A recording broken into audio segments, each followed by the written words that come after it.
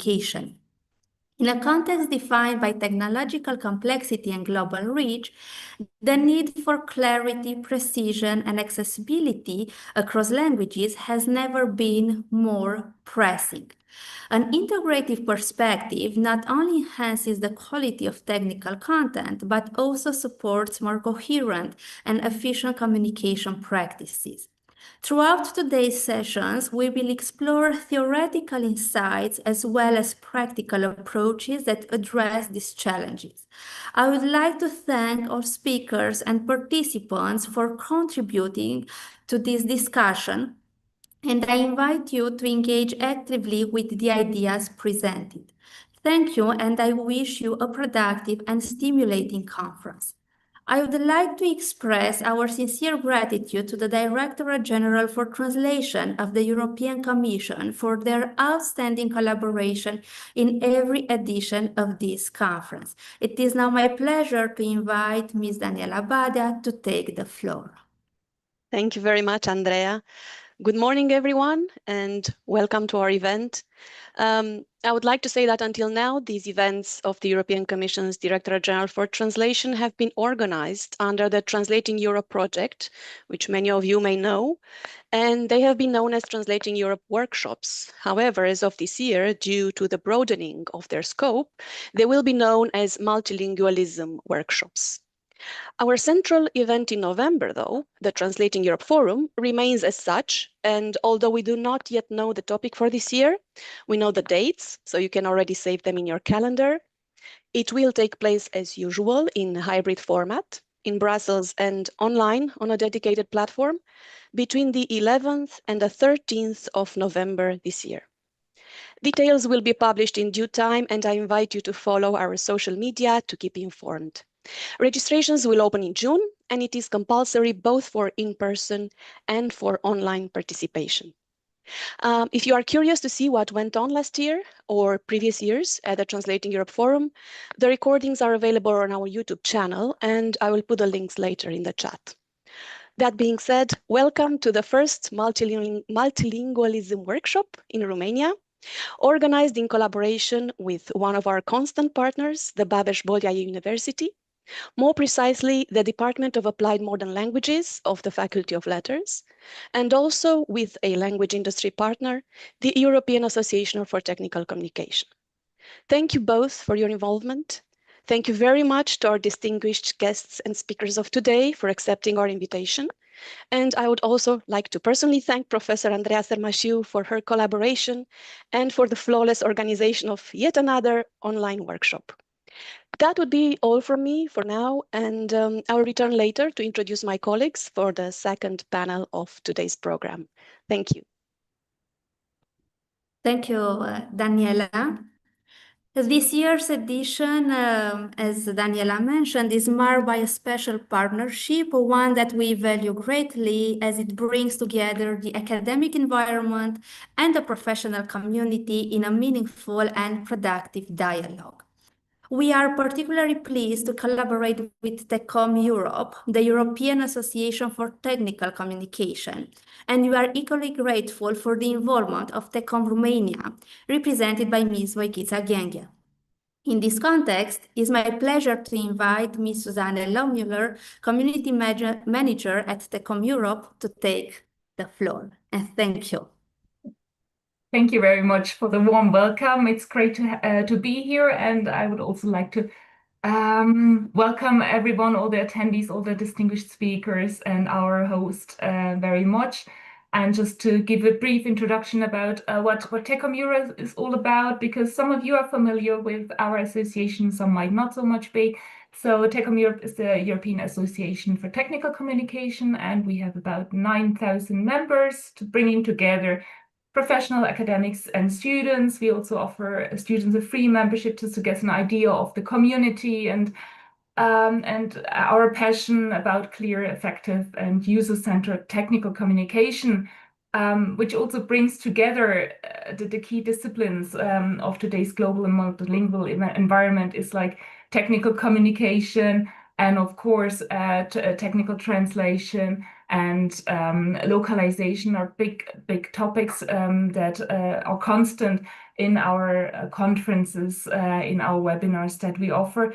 And we, as an association, of course, foster that exchange and the professional development of our members, and collaborate across countries and fields in that sector. So it's great to be here and to introduce our strong network that we have across Europe. We have country organizations from Ireland to the Nordics, Central Europe, where we have events down to, of course, then Romania as well, as it was already introduced, down to as well to Turkey, for example. We have a country organization, and I know that the collaboration there is working very well. We had a couple of cross-country events also happening in Romania, and now this wonderful collaboration, which is great to have. And since our members include not only our strong base, the technical writers, technical communicators, ranges from information architects, content strategists, to, as I already said, technical translators, localization experts, and academics. So it's great to have you all here, bring that topic together and connect the dots between translation and technical communication, and all the trends and news and updates that are facing our industry. So as it was already said, we have Tecom Romania. I just want to say a couple of words since it's hosted from there and originated, the event originated from there, more precisely from the communication and the strong community that's growing constantly in Cluj-Napoca. Tecom Romania was founded in 2009. It is one of our first country organizations, driven and brought forward strongly with the dedication of our delegate, Professor Dr. Vojkica Gengia, and the community that is there. So without them, events like this wouldn't be brought forward and to our floor. So that is great to have that collaboration. So, and for all the students, as I already said, that are attending today, I know that there are quite some students that might be attending. I just want to draw attention to our free membership to get newsletters, get familiar with the free white papers that we have on topics that face EU regulations, AI in technical communication, and so on and so forth. So that's for students as well to get on board with the topic and maybe help you. And I might drop the website link later on in the chat, so just that it doesn't get lost, and that you might be able to follow up if you're interested in afterwards. And of course, we have strong ties with the European Commission as well, not only now DGT, but also when it comes to standardization and regulation, where we are very active in lobbying and advocacy. So it's great to bring all the communities together here and be part of it. And without further ado, I would like to hand over to the next person, or better said, back to you, Andrea, and thanks very much for giving us the chance to be part of this event. Thank you, Susanne. And now it's my pleasure to introduce Ms. Adina Cornea, who is the head of the Department of Applied Modern Languages at the Faculty of Letters, Babbage University, representing our host institution. I invite her to deliver a welcome address. Good morning, everyone. It is a pleasure to welcome you to this multilingual workshop. And first of all, I would like to thank our partners from DG Translation of the European Commission, mainly Ms. Daniela Badea, who is also always with us for these events. And then our colleagues and partners from Tecom Europe and Tecom Romania, as well as all other participants, Professor Dejica from the University Politehnica of Timișoara, and all our guests and students present here. As head of the Applied Modern Languages Department, I am happy to see such a diverse group of participants brought together by a shared interest in language, translation, and communication notably across borders. In today's interconnected world, technical communication appears to make knowledge travel accurately and efficiently across cultural and linguistic boundaries. So here we are today to discuss about technical writing and translation, which are deeply connected. So this is a workshop that invites us to think beyond traditional boundaries and to see a deeper perspective and an integrated one into our shared experiences. So once again, thank you all for being here, and I wish all of us to have a productive and inspiring workshop. As far as I am concerned, I will be with you about an hour, after which I have classes and other administrative tasks, so I apologize from the very beginning not to be able to stay with you the whole day. Thank you very much. Thank you. And now I have the pleasure of moving on the first panel of the conference, Technical Translation and Technical Writing, a Unified Approach to Specialized Communication. And I would like to introduce our first keynote speaker, Professor Daniel De Giga, professor in the Department of Communication and Foreign Languages and Dean of the Faculty of Communication Sciences at Politehnica University Timișoara, who is presenting us today mapping technical translation research, frameworks, trends, and Romanian perspectives. Professor De Giga, you have the floor, and thank you for accepting our invitation.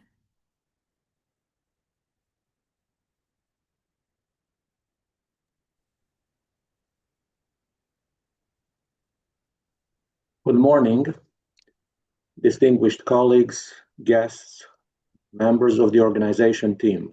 It is a pleasure and an honor at the same time to join you today at the multilingualism workshop here in Cluj-Napoca. I would like to begin by expressing my sincere thanks to the organizers for the invitation to contribute as a keynote speaker to this important event. My gratitude goes in particular to Dr. Andreea Sarmașiu from the Applied Modern Languages Department of the Faculty of Letters at Babeș-Bolyai University for her kind invitation and for her excellent coordination of this workshop. I am equally grateful to the wider organization partners, the Faculty of Letters, Babeș-Bolyai University, TECOM Europe, TECOM Romania, and the Director General for Translation of the European Commission for creating a platform that brings together academia, industry, and institutional stakeholders in technical communication. It is a privilege to contribute to this dialogue, and I look forward to sharing with you some reflections on the evolution of technical translation research and the opportunities that lie ahead. Today, I will talk about technical translation, a field that is essential for multilingual communication in engineering, technology, and safety-critical industries, yet still underrepresented in research. My aim is to map the field conceptually, examine how it is currently researched in Romania, and propose a framework and research agenda that can support doctoral and early career scholars. This talk builds on 3 recent studies of mine, and I hope it will open new conversations about how we can strengthen technical translation as a technical field. Here is the roadmap for today.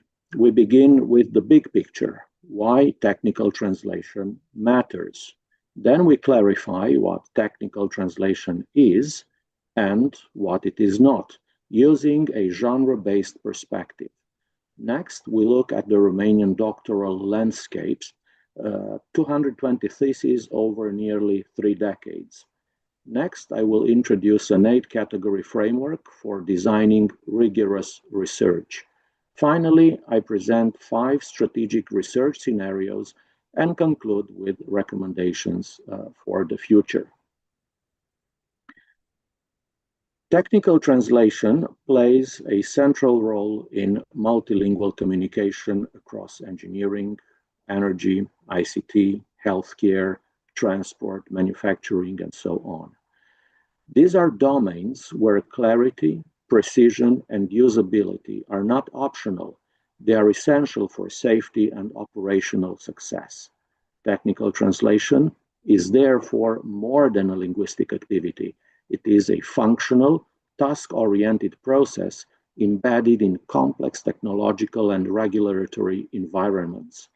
Understanding this broader context is fundamental for developing meaningful contexts. Kingscott's well-known estimate that 90% of global translations are technical highlights the scale of this field. Yet, despite this volume, this importance, technical translation remains under-researched, particularly in academic contexts where linguistic or literary studies usually dominate. This imbalance has implications for training, for professional practice, and for the development of translation studies as a discipline. Addressing this gap is one of the motivations behind the research agenda I will present today. Kingscott probably referred, when mentioning 90% of technical translations, of technical text translated today, he probably referred to one of the earliest classifications in translation studies, namely literal versus non-literal texts, namely translation, where non-literal texts were also referred to as technical texts, and later on LSP texts. To situate technical translation within the broader field, we turn to a typology of LSP translation. This typology distinguishes between legal, medical, administrative, economic, tourism, technical, scientific translation, and so on. These categories are not defined only by domain, but by genre. This distinction is essential because genres encode communicative purpose, structure, and conventions, and they shape the translator's decision in ways that domain labels alone cannot capture. Genre is therefore a decisive analytical tool because it determines how information is structured, how readers engage with it, and how translators must approach it. Genres encode communicative purpose, audience expectations, register, and textual organization. For translators, genre awareness and genre knowledge guide strategy selection, terminology management, and quality assessment. In technical translation, genre is particularly important because functional adequacy and usability depend on adherence to established conventions. For years, technical and scientific translation have often been grouped together, yet they represent distinct types of specialized translation. Using genre knowledge and user experience, we may see that technical translation communicates information about products, processes, and technologies, typically for users, technicians, or engineers. On the other hand, scientific translation communicates research-based knowledge for academic or professional audiences.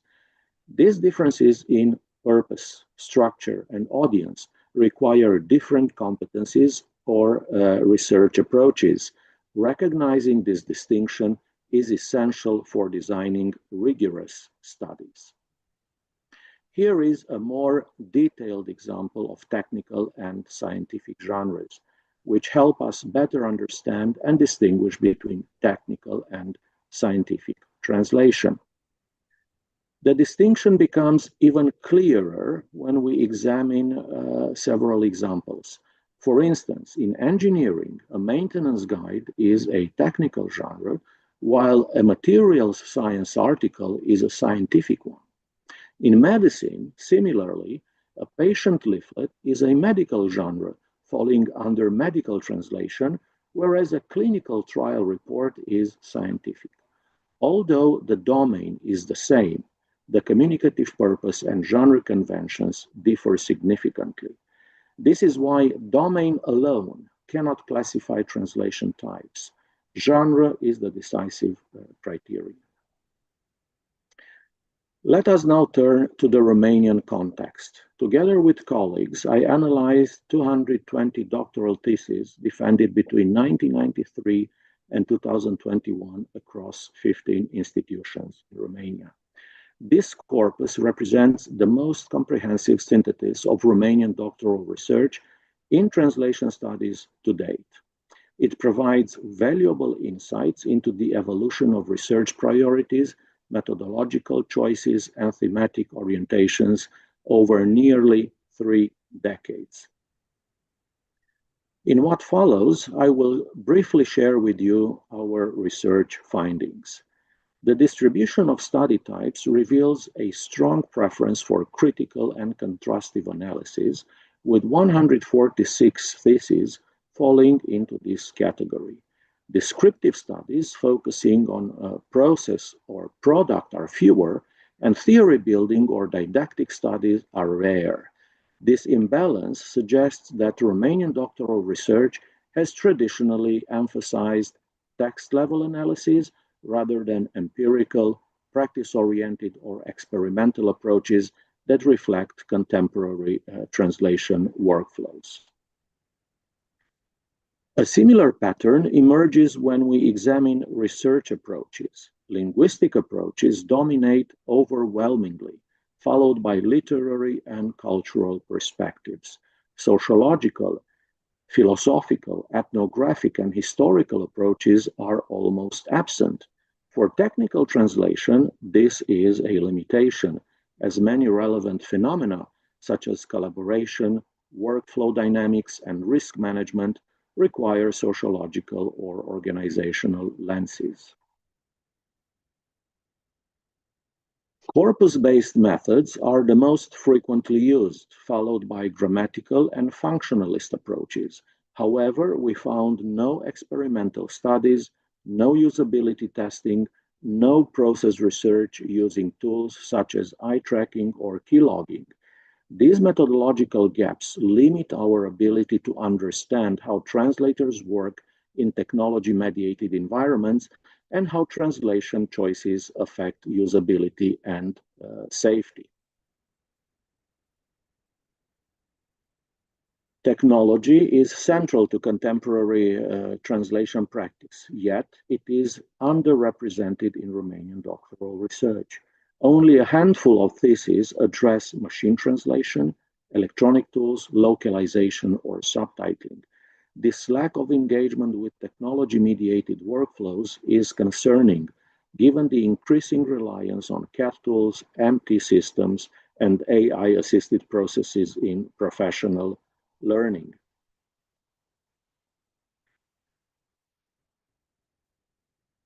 In terms of domains, legal and administrative translation are well represented, while technical and scientific translation are less common. Economic translation is absent. These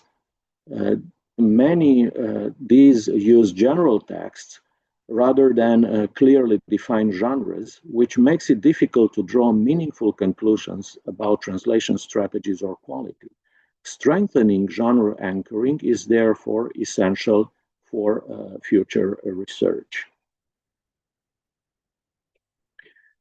Taken together, these findings reveal a research landscape that is linguistically oriented, text pair focused, technology poor, and genre agnostic. This creates a significant gap between academic research and the realities of professional translation, where documentation is multimodal, collaborative, and technology mediated. Addressing this gap is crucial for aligning research with practice. To support a more rigorous and practice-oriented research culture, I propose an 8-category framework. This framework helps researchers articulate their choices regarding study type, approach, method, theory, domain, genre, medium, and technology. By making these choices explicit, researchers can design studies that are coherent, replicable, and aligned with professional realities. Within this framework, study types include critical, descriptive, theory building, fact-finding, and didactic research.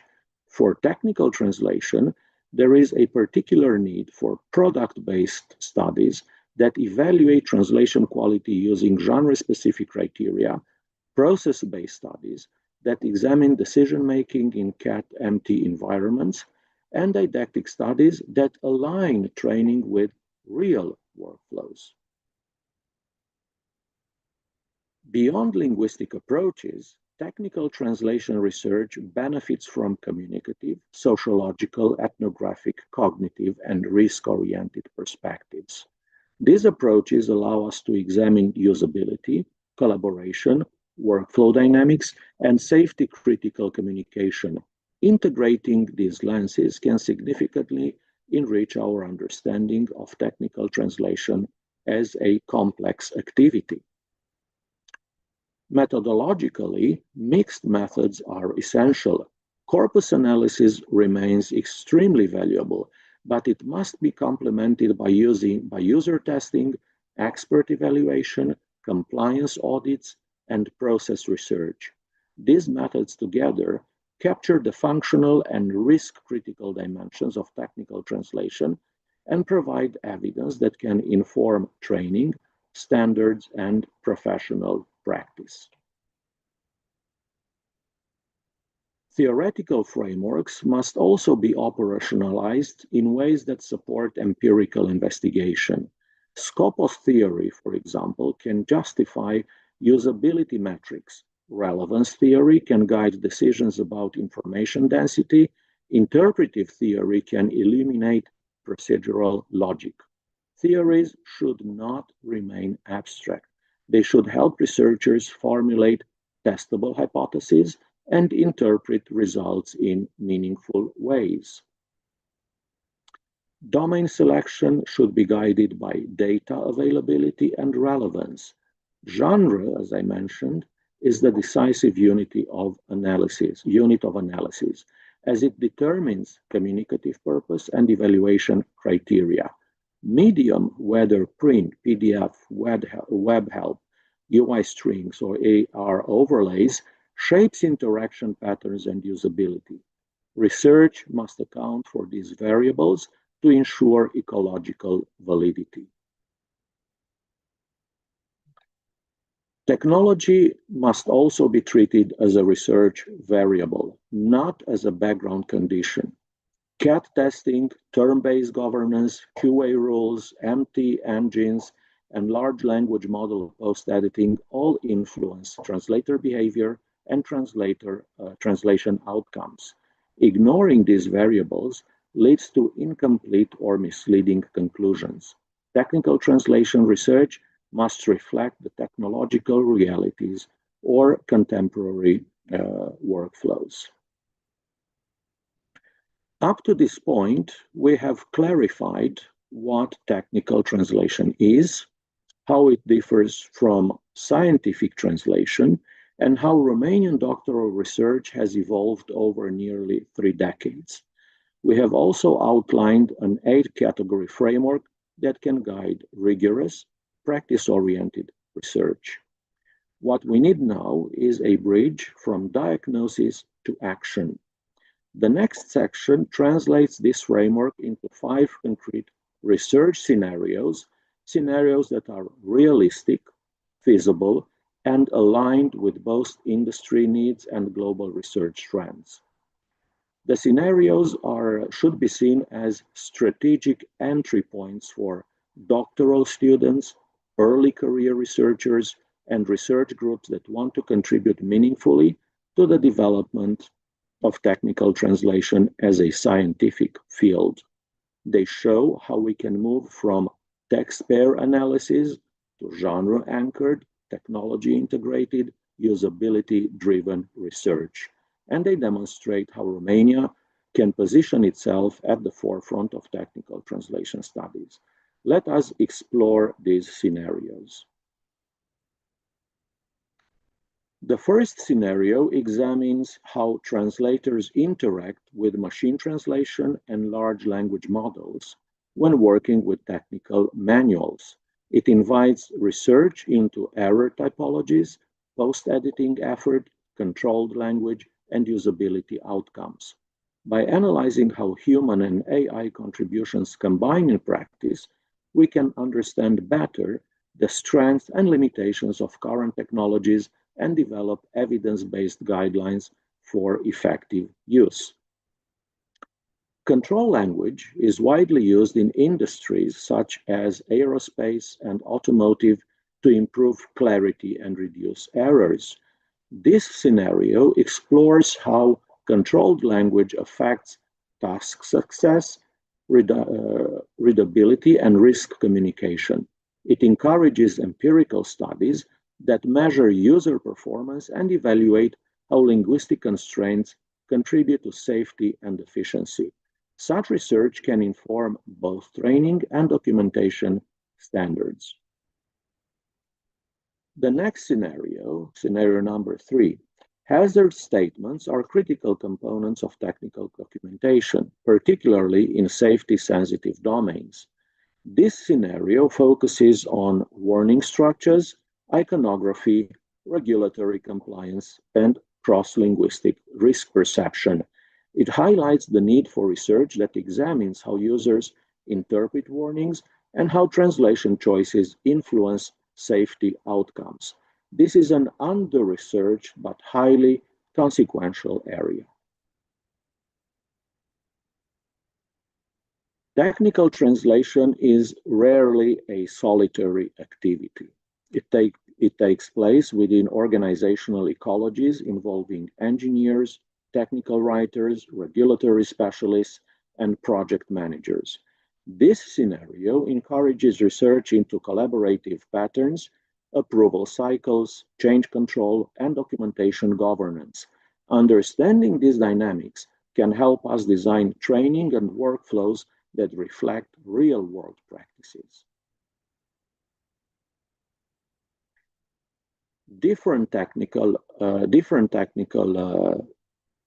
Sorry, I skipped one scenario. Different technical genres, manuals, specifications, drawings, bulletins require different evaluation criteria. This scenario proposes the development of genre-specific metrics that align with task function and user needs. Such metrics can support both research and professional practice by providing clear, replicable standards for assessing translation quality in context. What Romania needs? To strengthen technical translation research, Romania needs genre-anchored studies, technology design, usability and compliance metrics, and experimental and mixed research methods. It also needs sociological and organizational approaches that reflect the realities of documentation workflows. Doctoral training should encourage interdisciplinary supervision and collaboration with industry to ensure relevance and impact. Our response to these research gaps in technical translation and more broadly, I may say, in LSP translation within the Romanian context, we have initiated a series of doctoral research projects in Timișoara that directly address current research needs in this field. These projects illustrate how a new generation of researchers is beginning to shape a modern, empirically grounded research culture in Romania, one that is aligned with contemporary professional practice and international standards. We see this in Patricia Cornelia Grigorași's work on technical translation in the digital era, which addresses both pedagogical innovation and the integration of technology into translator training. Isabella Mali's research on website localization, in her research, we observed the intersection of cultural adaptation, usability, and digital communication, all central to contemporary technical translation. Zoltan Kovac focuses on post-editing and quality assessment in medical translation, a domain where accuracy, risk communication, and compliance are essential. Noemi Sburlia explores environmental sustainability, from linguistic and translational perspectives, contributing to an emerging and highly relevant specialization. Last but not least, Raul's recently defended thesis on translation practices and regulations in companies provides valuable insights into organizational ecologies and real-world workflows. Before concluding, I would like once again to extend my warm thanks to the organizers for the opportunity to speak at this workshop. I am grateful to Dr. Andreea Sărmașiu for her invitation and for her commitment to fostering dialogue between technical communication, translation studies, and multilingual practice.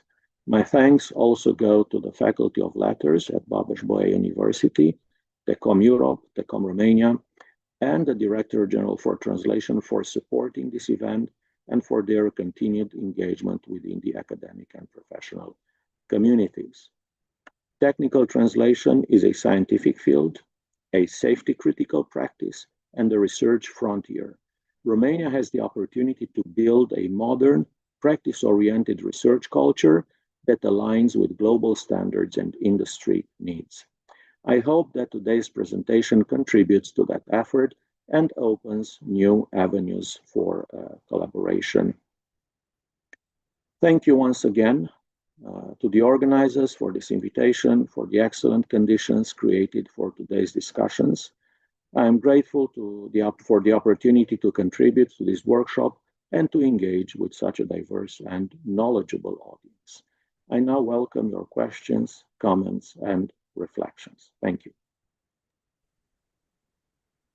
Thank you, Professor Deștepta, for your presentation and for all that you shared with us today. We are very grateful that you accepted our invitation, and I think that for all participants was a great pleasure to having you with us today.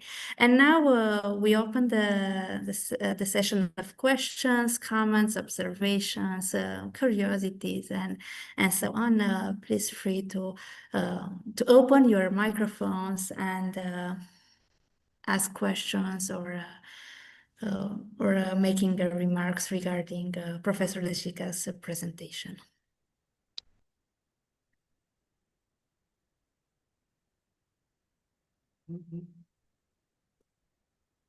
I will have one question for you, and my question for you is how you see the future of technical translation from an academic perspective.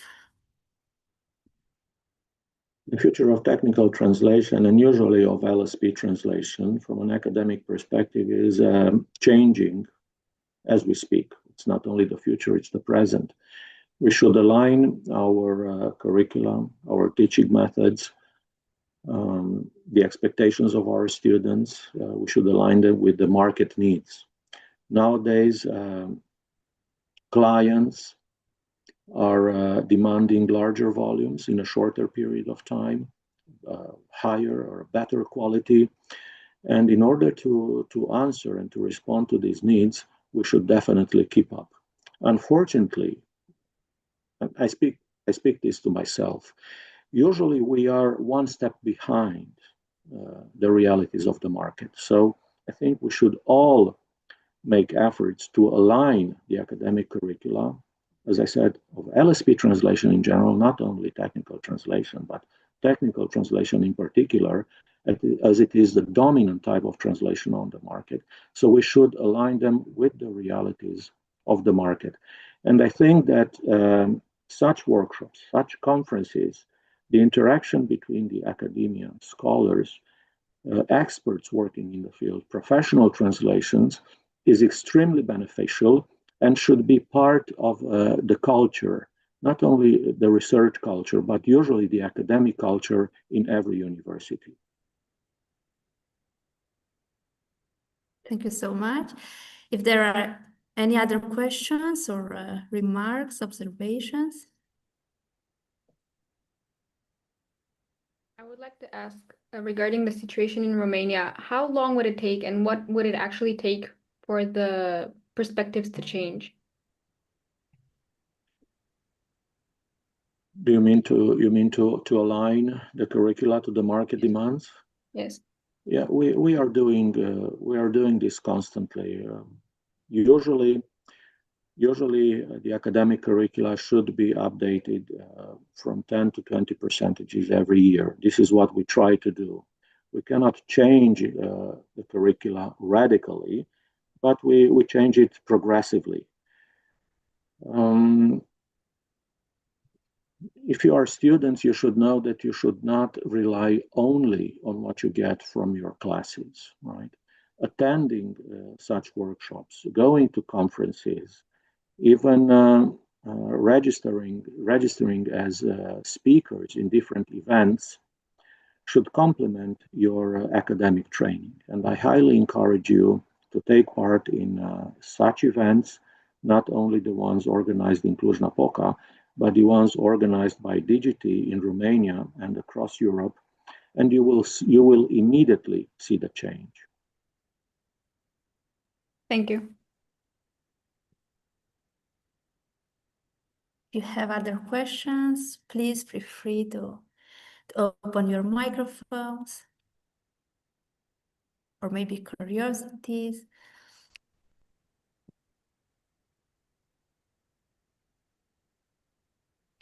Thank you so much, Professor Dejica, for your presentation.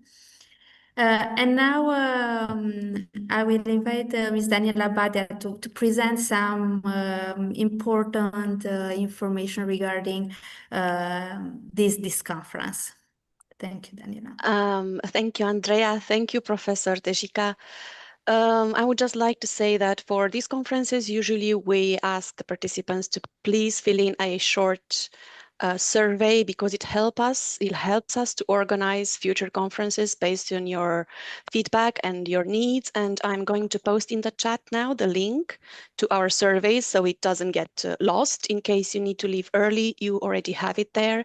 And please fill it in after the conference. I will also post later in the chat a link for registering for the Digiti Antenna in Bucharest's newsletter mailing list. We have a mailing list. And I inform everyone of whatever events my colleagues are also organizing online throughout Europe. So if you sign up for that mailing list, I can keep you informed of all these events. It is in Romanian, unfortunately, for those of you who don't speak Romanian. But yes, I will post it later in the chat. Right now, I will post the survey link so you can have it. There it is. Thank you very much. Thank you, Daniela. Now we'll take a little break, a 5-minute break, in order to attend the second speaker to connect for the second part of this panel. So a little break now, and we come back for the second part of this panel. Thank you.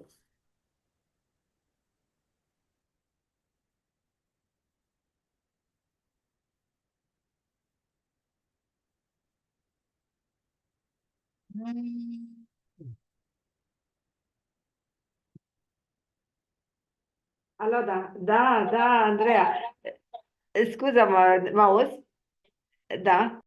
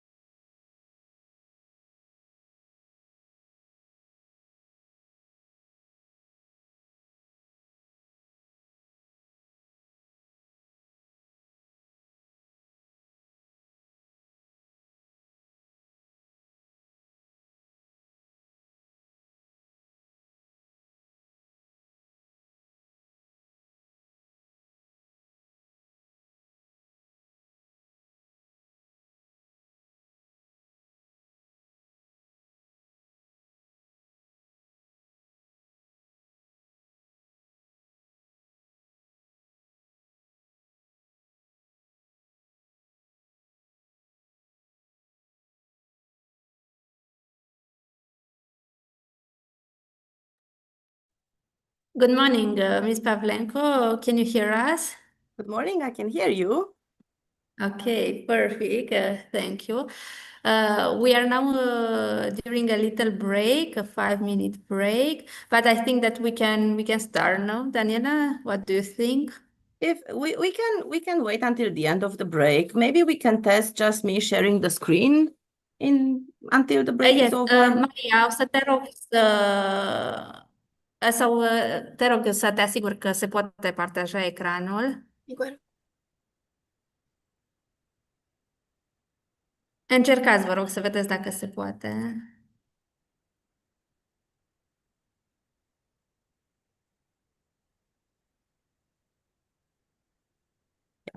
I think you can see my screen, right? Yes. Okay. And let me start the presentation, see if you can also see the presentation. Yes.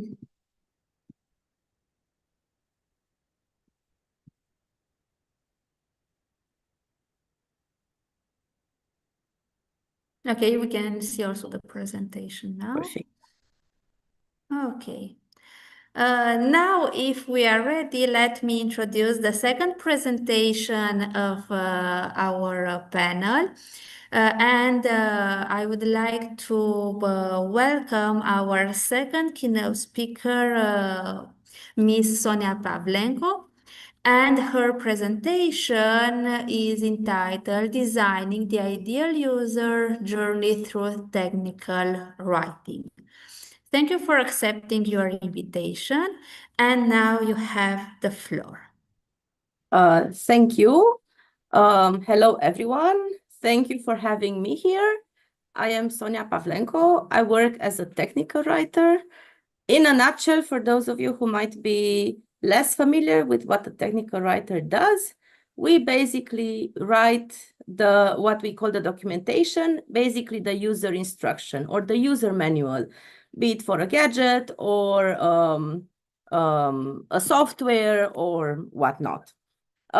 Today, I would like to talk about something that seems very simple on the surface, but becomes surprisingly complex in practice. Basically, how we design the ideal user journey through technical writing. Not just how we write documentation. I mean, a set of instruction is not that difficult to write, but basically how we structure it so users can actually move seamlessly through it. So let's start. When was the last time you actually wanted to read documentation? When you were looking forward towards, oh, I got this new coffee machine. I can't wait to read its user manual. Like, was there such a last time? I don't think so. So users usually don't want to read documentation. They're not the types of saying, oh, you know, the moment I bought a phone, the first thing I'm going to do is read the user manual or the instructions. They just want to actually hold the device and, you know, see what they can do with it. So basically, they come to the documentation when they want to complete a task or when they want to do something. They want to usually, most likely, they want to fix a problem or they just want to move forward. So the real question usually becomes, where does documentation fail them? So there is always a structural tension. When you start developing an application, you start with, for instance, a data layer. And, you know, once you have your data layer in place, you might write some information about the schema that you used or how backup or recovery works and so on. Then you add some services to it. And then with the services, you might write about some a guide on how to use the services or, you know, how to use specific services, like how to do a payment or how to do an order or how to configure one. Then you might have an API gateway for which you basically might write an introduction. And finally, you have the whole application that is client-facing. And for that, you might write, let's say, an installation guide or an overview or maybe a data sheet with all the system requirements. In many cases, it's not the quality of the writing that's the issue. It's just the structure. It's the classic example of not seeing the forest because of the trees. because most of the documentation that we have nowadays mirrors system architectures. However, users don't think in systems. They think in goals and situations and what they want to do, not actually how the application works. So this gap creates a bit of friction. And we try to build documentation around users and not around system in an ideal world. Let me illustrate that with two examples. So think of the last time you changed your smart device. You know, when you go and buy it, you look at some technical specification. How many pixels or megapixels does the camera have? How long does the battery last for? Does it connect with 5G or only with 4G? Does it have biometric login? And so on. These are all features. And, you know, when you write about a device in these terms, this is called feature-based architecture. However, if you have users, and think of even of yourself, of what do you do with the device? Do you measure the capacity of the battery, or do you measure how performant the camera is in terms of megapixels? Or do you actually just look at the photo and say, oh, this is a great photo, or oh, the battery allowed me to use the phone intensely for one whole day? Users usually need what is called a task-based architecture or task-based thinking. Basically, we get we think of the users as having a goal. For instance, let's have a memorable weekend trip, and then, you know, using the device, they can try and work their way towards that. So, for instance, they might use the maps to find some scenic routes to drive. Then they might use another app to book an accommodation that might be, I don't know, pet friendly or vegan friendly or whatever. And then, of course, after the trip, they also want to brag a bit on their socials or send some pictures to their family or grandparents and so on. And they also need to have good pictures and a very intuitive way to share them. So already you have the users which kind of translate their goal into the structure. Basically, the mismatch here between a feature-based thinking and a task-based thinking is cognitive. And of course, it kind of takes a toll, and the user must pay the price with cognitive load. So documentation should always answer things like, how do I achieve my goal, and not what can the system do? Let me give you one more example. This is maybe one layer deeper. So every product has its internal logic, how it's built, but users operate in contextual logic, what they need to achieve. And let me give you the example of a very simple login page, right? You have two fields, one for username, one for passwords, and a login button.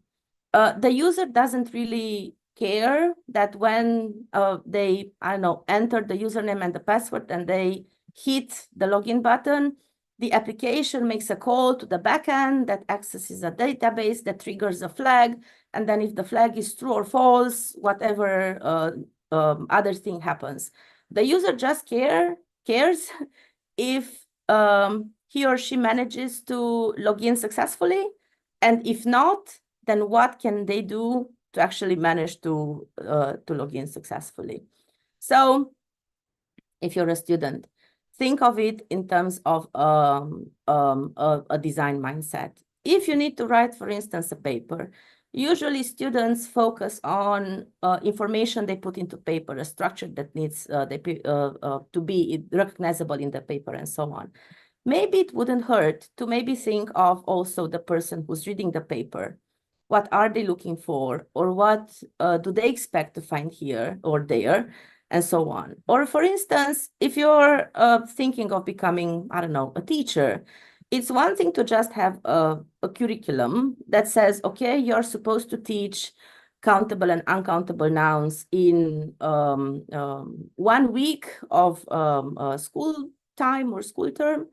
And it's a different thing to think of, okay, I need to teach this, but what do my students gain at the end of the class? What do they live with? What new things do they live in? And this is basically the approach I'm trying to promote here. There is also the issue of what we call documentation debt. Maybe you've heard of technical debt in software development. The same thing happens for documentation. Usually, as content grows, the structure stays frozen. And there is quite a few examples available here that might illustrate what I mean by documentation debt. So let me just very quickly go through them. So you might have a ghost feature. Usually, this is a feature that might exist, but is not documented. For instance, you might have an option that says, I don't know, how you delete a user from a group, but nowhere in the document you have it covered. So the document does not tell you or does not explain in any way, even that the delete user is possible, but the application allows it. So this is a bit of a ghost feature. This usually creates a lot of issues with users who need it or who actually use it, but then when they run into any sort of issue, they don't have anything like official information to fall back on. Then you have the issue of tribal knowledge. This is also known as the Ask John syndrome.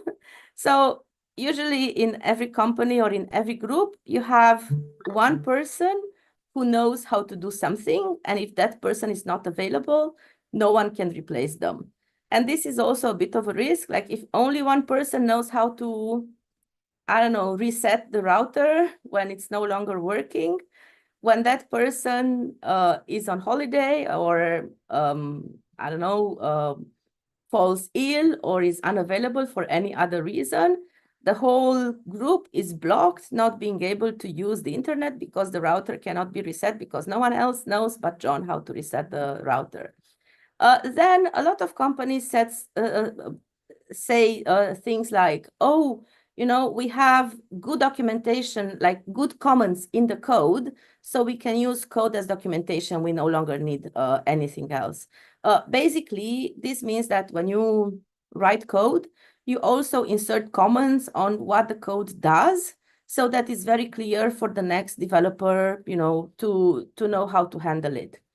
Unfortunately, this usually just says the how, but not the why. And let me give you an example.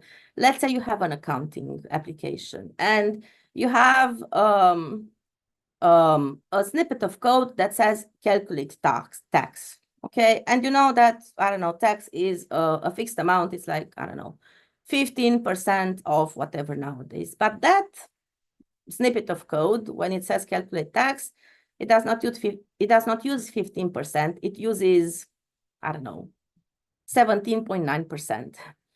And even though you understand that snippet of code, it does calculate tax, and you see what the value is, you don't really understand why that value is that and not the one that you know. And you kind of figure out that it kind of uses this, I know, bizarre tax law from 1975, but you don't understand why. So this is the code as documentation fallacy. And last but not least, and I'm going to also come to it a bit later, is the fragmented or zombie documentation. It's the case where information is scattered across too many places, and it kind of leads to conflicting truths. For instance, you know, you might have a bit of some of the instructions in a Google Doc, then some in a different platform and so on. But again, as I said, I'll come to it back a bit later. So if you do not deal with all these issues, you might run into some let's say, unexpected or unwanted results. On the one hand, you might have users that do not manage to navigate successfully through your application, users that do not manage to complete any flows, but they rely only on a lot of search. And of course, you might find yourself in need of increased support. Increased support basically means you have to allocate a lot of resources for just hand-holding users who do not manage to use your application as you might have envisaged.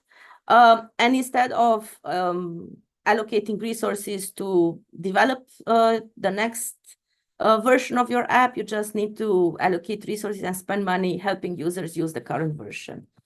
So I said I would come back to fragmentation.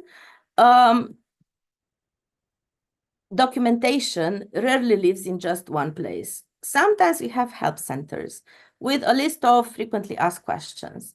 Then we have some Confluence pages that might describe some instructions for one feature or another, or might have some personal notes like, this is my experience with that. Or you might have the GitHub where you have commented code. As I said before, the comments inside the code where it tells you what the code does, not necessarily why it does it. And last but not least, you might have tooltips. The tooltips are the text that appears when you hover over a field or a sign that kind of helps you with what you need to, let's say, input in that, what you need to enter in that field. And every single time a user needs to switch these contexts, for instance, I need to put in a username and a password, but I get an error. And it's not very clear what the error is. So then I go to Confluence and look for some information. I don't find it. Then I go to the help center. There is no FAQ with that sort of information. Maybe I'm a bit technical. I go and see the code on GitHub, and I see that there are some requirements for the username, but not really. So the tooltip that just says that the username needs to be, I don't know, at least 5 characters long. But then again, I had to go through 4 different platforms to just find one bit of relevant information that might help me. And every single switch between platforms fragments the user's journey, and it takes a toll in terms of attention. So I would also like to give some examples of some failure patterns. So I would like to talk about these 3, and I'll take them in turn. First of all is the feature-first navigation. This assumes that users understand the system. They know exactly everything. However, the users are not the Einsteins and the Marie Curies of your app. It's probably the first time that they encountered it. So they kind of have to figure out for themselves what sort of features they can use to achieve their goals. And let me just give you an example you might find a bit more familiar. So we might have a user interface list of items, an Android app that has like dashboard, user settings, reports, API integration, and billing. And as a user, you want to achieve these 3 things. First, to export a monthly report for your manager, fix some data that is missing. Well, fix the reason why data is missing, and also invite your team to a call. So maybe for the first one, when you need to export a report for your manager, it's very straightforward. You just go to reports, you find there an export button, and you're done. If you want to invite your team, maybe it's in users, but you're not completely sure. Maybe some additional configuration is needed, but you don't know exactly. You'll just see if the team works or not. But then if you want to say, oh, I want to fix the reason why the data is missing, maybe it's in the dashboard, but maybe it's in the integrations, or maybe it's in users because it's maybe tied there, or maybe it's in settings. So a lot of time, if you assume that the user is the expert in your app, it's one big issue. Then we have context switching. Context switching, just like I said before in fragmentation, resets attention. Basically, users need to move between platforms, and they lose orientation. And rebuilding context takes a lot of effort and a lot of cognitive load. And of course, we rarely design documentation as just one continuous journey. Whenever a user lands in a new context, it resets their orientation. And as I said before, orientation takes a lot of effort. So let me give you a more applied example. Let's say you have a question, and the first place you go to look for is a help center. Now, the advantage of the help center is that it's official and it has structured information and so on. But maybe you don't find here the full answer. So then you move on. You go to a blog post.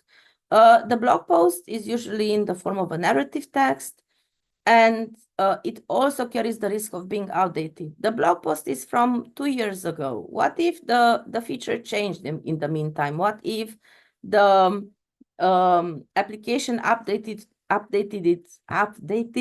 twice and the feature no longer works at all or works in a different way? So then you move on to some release notes. Release notes are usually technical, and they accompany every release of the application. However, they usually have incomplete context and assume a lot of existing technical knowledge. So what do? Well, you did not figure out things exactly from the release notes, so then you move on to a forum, like, I don't know, let's say Reddit or something. So the forum is usually unverified and is based on individual user experience, and usually just gives you a workaround, which is not necessarily the best option that you might have. So each context you have here switches or resets orientation. And of course, again, orientation takes effort. And this, all in all, enforces a lot of uncertainty and inconsistency. So the problem is not just structure within a page. It's, again, the lack of a design journey across pages and platforms. You kind of need to anticipate what the journey of the user might be to have them travel this route almost seamlessly. Last but not least, there's also lack of progressive disclosure. Basically, this is when you have too much information at once. When there is too much information, there is, of course, information overload. So if everything is visible, then everything is equal and equally important. But when everything is important, then nothing is prioritized, and this increases a lot of times, maybe, I know, 3 to 5 tenfold the errors. So my suggestion here would be to try a different approach, to try and design documentation around the user journey, not around the system structure. A sort of human in the middle or human in the center authoring cycle. I attended last week a TechCom conference called Information Energy, and this is a slide I borrowed from one of their presentations. Even in the context of AI, they found that the best results are obtained when you still keep the human in the center of the authoring cycle, and you do not rely fully on what AI produces. So what I would suggest is a 5-step model. Very simple and usually not very linear. This is something that's very, very circular. These 5 steps could reflect how users actually move. So you might have an entry point, and then an orientation stage, then some action, possibly some errors, and then some next steps that would again land the users in a different entry point in a different place. Do not see this as a checklist. Maybe see this as a flow, I guess. So let's start with the entry point. Where do users usually land? There is a variety of landing pages, but users rarely start where we expect. For instance, we have a user manual. The user manual has 40 pages. It's in PDF format. As a technical writer who wrote the manual from beginning to end, you might think of it very logically, saying, okay, I'll start with introduction, chapter 1, and all the way to I know, references, last chapter. And if in the introduction I said that you must have at least, I know, Windows 11 on your laptop to use my app, I won't repeat this information because I said it already in the introduction. However, a user might not have the patience to read the whole 40 pages. They might just say, okay, I'm going to use the search function, the Control F, and look for my keyword. And they might land on page 23 when they say, okay, you need to have at least a Google Chrome to be able to access my webpage. If they, for instance, also need mandatorily a Windows 10 or Windows 11, might be easier to just repeat the information there. And of course, if they land somewhere, does the page match their intent or not? Because a lot of times the page might just assume context. Oh, we tell you how to go through the installation steps of a program, and we just assume that you know how to do it all. And again, as I said, not everyone is the Einstein and Marie Curie of interacting with your app or report. So in terms of orientation, once the users land on a page, do they understand where they are? Do they understand what the page is, like what sort of chapter it is? And do they understand if it's relevant? Because without orientation, they will be just like half blind. Let me just give you an example. For instance, we have an application, and you can configure, let's say, an alert, okay? You can configure an alert in a, let's say, regular environment, and then you can configure an alert template. Both the configuring of an individual alert and of an alert template, they kind of follow the same steps, but the alert template kind of makes your life 10 times easier, because once you configure the template, you just need to say, you know, use the template one tap or one click, and a new alert is configured. If you want your user to have their life a bit easier, you will just say, okay, maybe have a look at the template first and then come to the individual alert. If you do not really care, you just say, oh, you know, I put in the user documentation, in the user manual, both the individual alert and the alert template, and it's up to the users to figure it out. So always, from my point of view, it's advisable to try and think how much does the user understand from where they are, and how relevant the page is for their need. Then action. You need very clear and structured steps. And you might, I know, some of you might recognize Mo and Foca. Here, they used to be famous in Romania just by saying apasăl, like push it, referring to a button. Basically, this is where most documentation focuses, like what are the steps needed. But even here, friction appears because you need to have clear steps, and you need to very clearly separate instruction from explanation. Users are in execution mode, and it's enough to just say push it for a button, and not say, okay, push the button and then start explaining that the button is, I don't know, round and red shade 36 and so on, because it's the only button as is the only action available. Next one, we have error recovery. A lot of times we just say, oh, you know, this is the ideal flow, and this is the only thing that we need to write about. You need to anticipate failure. Basically, a lot of times users experience failure, and if they come across any sort of error, they need to know what to do next. So do not shy away from just saying, okay, if this fails, this is your backup plan. So you need to provide clear troubleshooting paths. And last but not least, the next step. So once I logged in successfully, then what? You need to guide users forward, and you need to say, okay, like once you logged in, you can start by, I know, creating an alert or an alert template. After completing the first task, users usually do not stop. So they usually ask, okay, what's next? What's now? So if we don't guide them, they fall back into what I described before as fragmented navigation.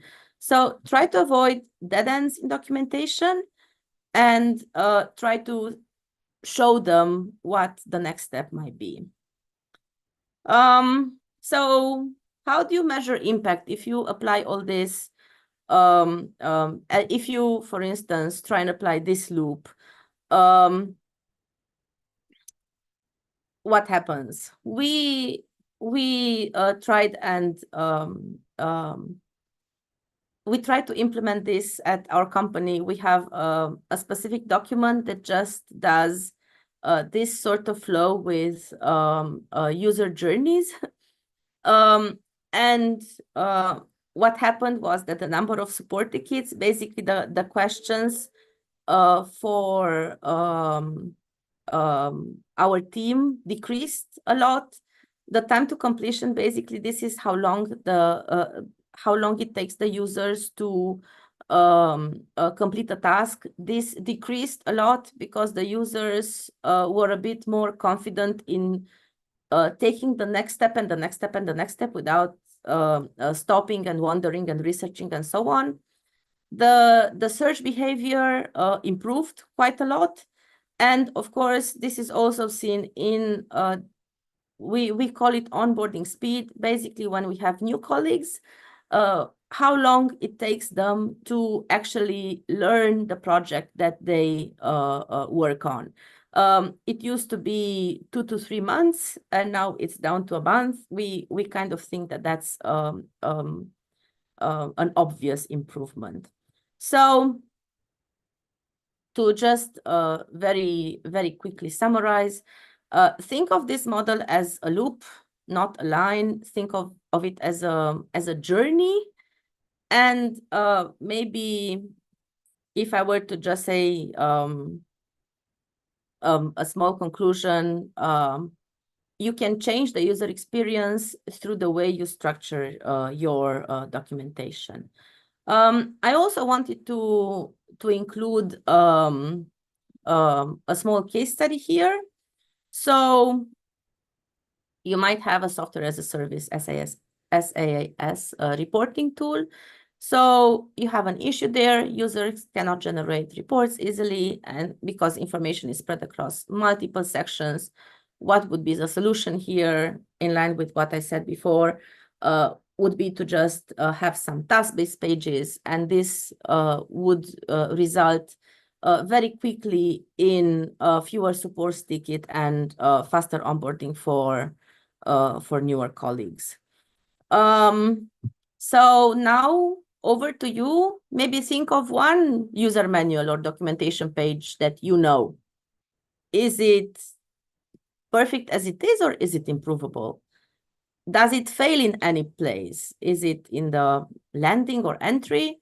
Does it orient you as it should? Does it tell you what to do, or does it provide for does it provide any troubleshooting when you encounter an error? Does it offer you a next step? I would probably say that documentation is not just simply writing text. It's not just simply creating content. It's also helping your readers or your viewers navigating through complexity. This is also the motto that we have for technical writing in general. We say that technical writing simplifies complexity. So if I were to conclude, we live in a world where systems become increasingly complex. Teams no longer share just a room in the office. They are distributed around the globe. And of course, there is a growing AI-generated content noise. So clarity is and increasingly becomes more obvious that it's a competitive advantage that you might have. So you can apply this as a student, for instance, in your writing. Again, think of who reads your text, not how you just craft it. Think of it in terms of how you teach someone something, not just by meeting the course design requirements or the learning content, but also in terms of what the learners take away after your class finishes. Think of it as achieving clarity and accessibility when it comes to digital public services. So I would like to just repeat myself here a bit. I would say that the key takeaway here would be that the documentation is not simply content. It's experience design because it anticipates confusion, it reduces friction, especially for the users, of course, and it enables action. Nothing changes the product stays the same, but a lot of things change in the experience of the user. So, as I said before, documentation helps the user navigate through complexity and uncertainty, providing simplicity and clarity. So one final thought, if users must think about the structure, okay, the structure has already failed them. So I'll be happy to hear your thoughts and questions.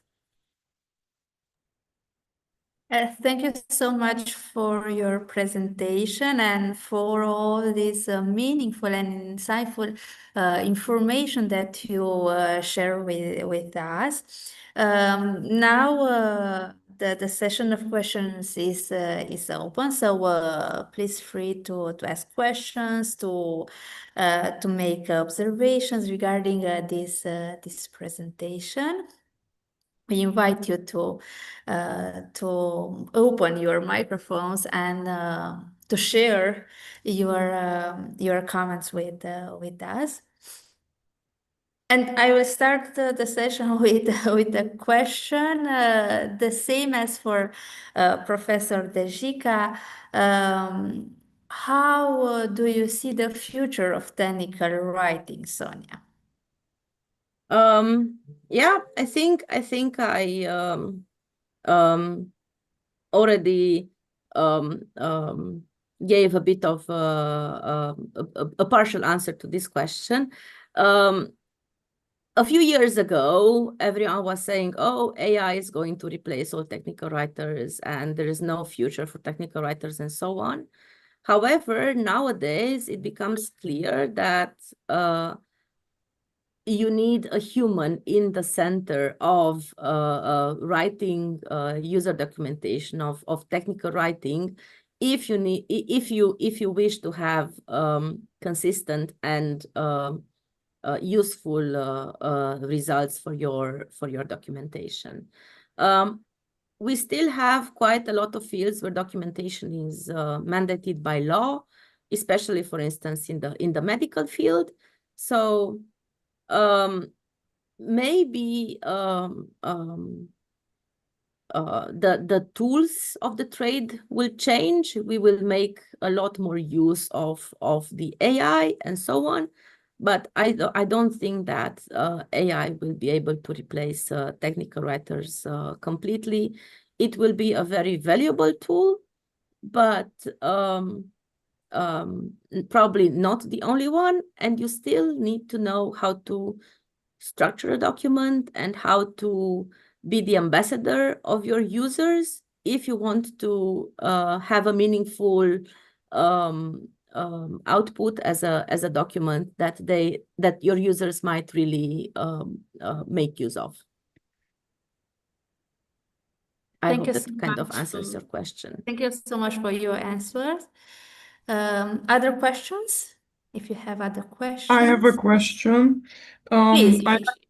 I'd like to ask what happens when you submit the final form of technical writing, for example, a manual, and it is put next to a product and is sold, and only later is find out that the manual is not satisfying enough and the users cannot use a certain function. We have iterations, even with applications. When you, for instance, you find a bug, you can issue a hotfix, like an update to the app that might fix the bug. The same thing can happen with the documentation. You find something that's inaccurate or no longer okay, or I don't know, unusable by the users for some reason. You fix it and you reissue it, you resend it and say, hey, this is the latest version of the document, please use this one.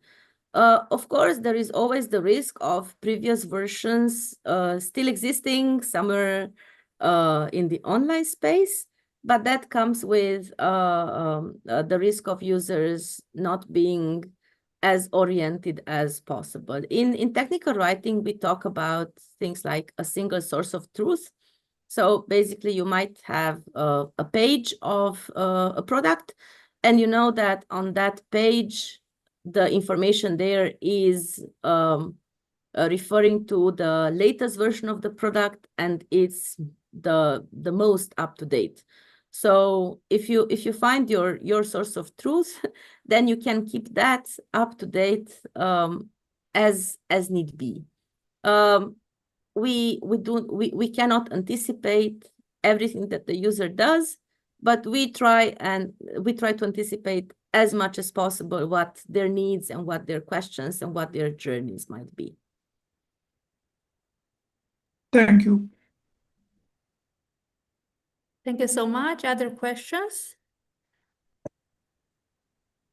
Hello, everybody. Hello, Andrea, and hello again. I just want to thank Sonia for her lively and interesting hands-on presentation, which makes the approach of documentation much more motivating and useful. And we are used with her. We know her from our webinars and conferences, and she's such an engaged technical writer and also speaker and present in our meetings. So I thank you also in the name of TECOM Romania. Thank you. Thank you for the opportunity. Okay, and now with the second presentation, our first panel is over. We invite you to a second short break until our second panel, which will start in 10 minutes. So please remain here. You can disconnect your microphone, your camera, but please stay connected to this session. A little break, and we come back with the second part of our conference, the second panel, which will be presented, which will be introduced by Ms. Daniela Badia, and where you will have the opportunity to hear two very interesting presentations delivered by DGT members. Okay, thank you. Sorry, if I could say just one thing. If any Yes. of you think of any other questions afterwards, feel free to write to me, sonia.pavlenko@gmail.com. Like, there is no, I don't know, stupid question. The only one is that you did not ask. So feel free to write to me if you think of anything else. Okay, thank you so much. Now a little break and we come back with our second panel. Thank you. Thank you.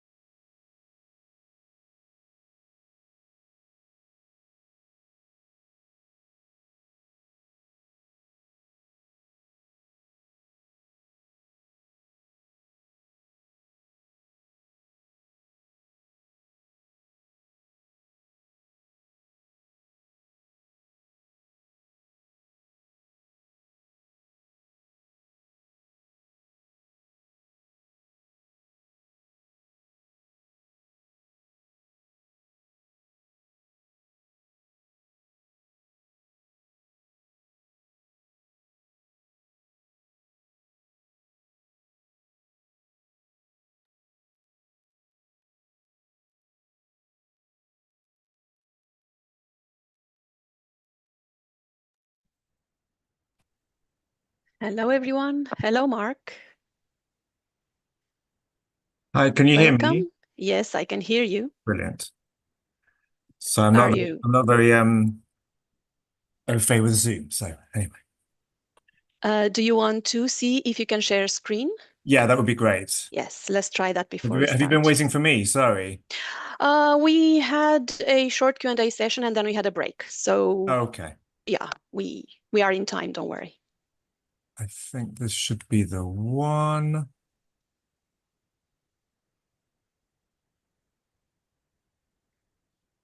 Can you see Yes, I that? can see. There is just a.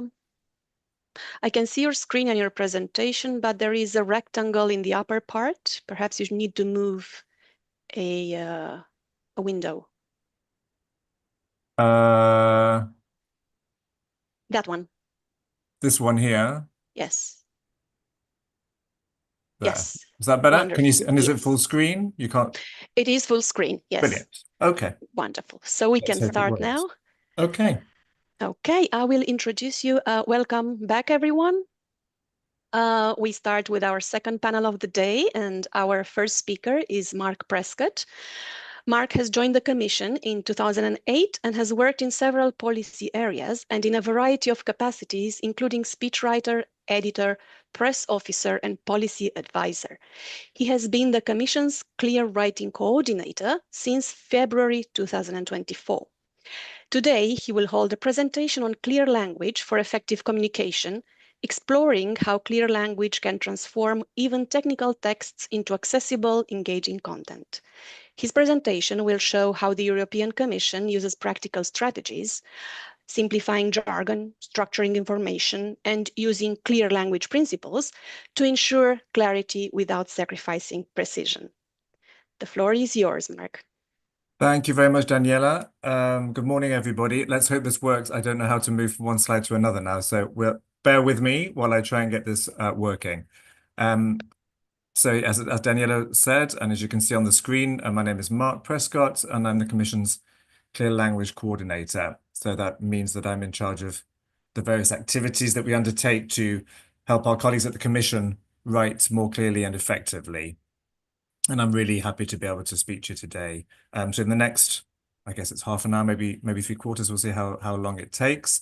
I'm going to try and give you a snapshot of the clear language and editing activities that we carry out at the Commission to help our colleagues draft clearer texts, including more technical texts, because as I'm sure you know, we work in a lot of very detailed policy areas, some of them very technical. I should point out here as a starter that because the Commission drafts predominantly in English, our clear language activities are mainly in English as well. So I know this is a multilingualism workshop, but it's worth pointing out that a lot of the text that we edit and that we work on with colleagues for in clear language go to translation afterwards. And so as I'm sure you can all appreciate, a clear original text in any language, English or other language, is vital in delivering clear translation. So that's where it all kind of starts, if you like. So there is a multilingualism aspect to all this as well. And we believe that many of the principles that I'm going to outline for you today apply in other languages too. But obviously what I'm focusing on today is the work that we do with drafters in English. Yeah, it works. Brilliant. So the small clear language team that I lead is part of the editing unit at the Directorate General for Translation. By the way, we use the term clear language. A lot of you will have heard of plain language. That's very much the kind of international standard term, if you like, and I will refer to that a little bit later.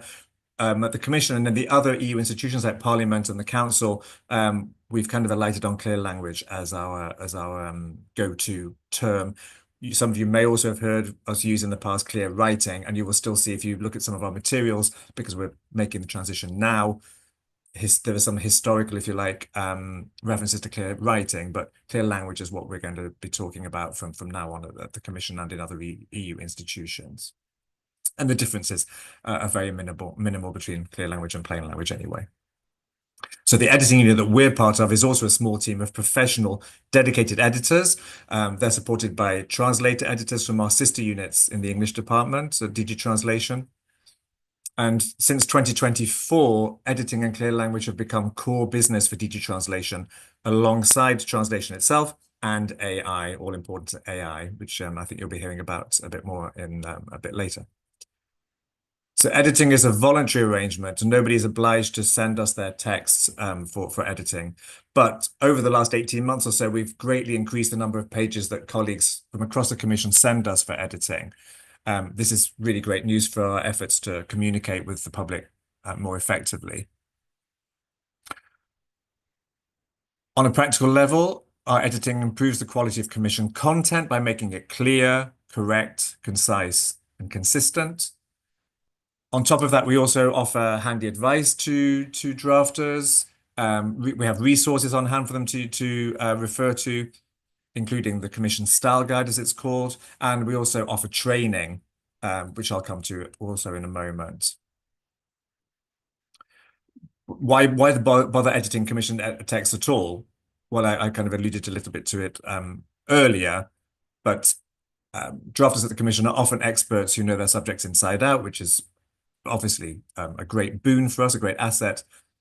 So when they're writing text, these texts often make perfect sense to them, but they don't necessarily make a lot of sense to non-experts like you and me, or certainly me anyway. And also because well-drafted quality original documents, we think, serve at least 4 very important purposes. So they help us keep our internal and external communication clear and efficient.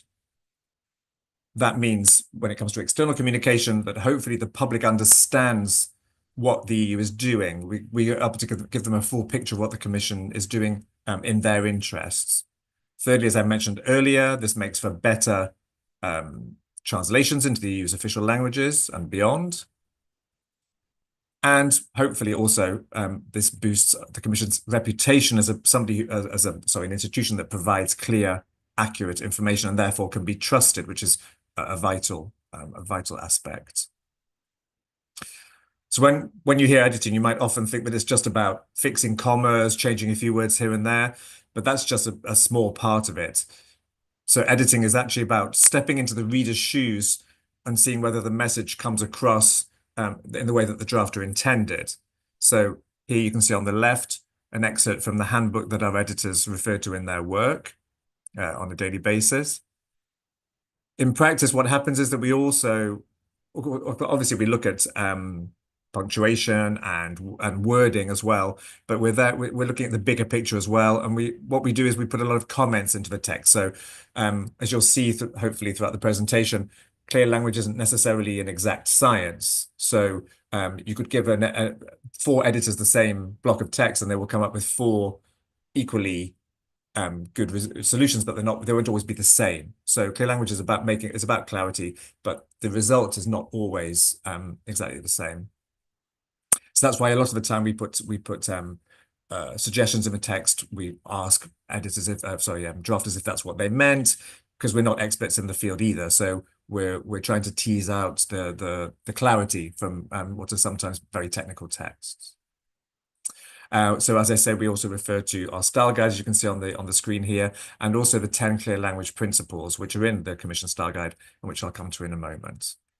So on to clear language itself, what it is and why the Commission promotes it. Why is it so important?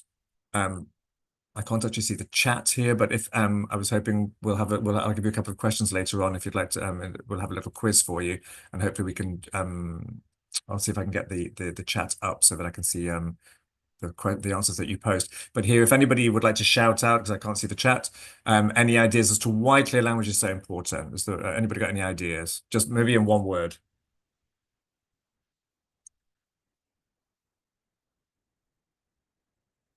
Don't all shout at once. Okay. So everyone understands the same thing at the same time, like no ambiguity. Absolutely. Yeah, that's very good.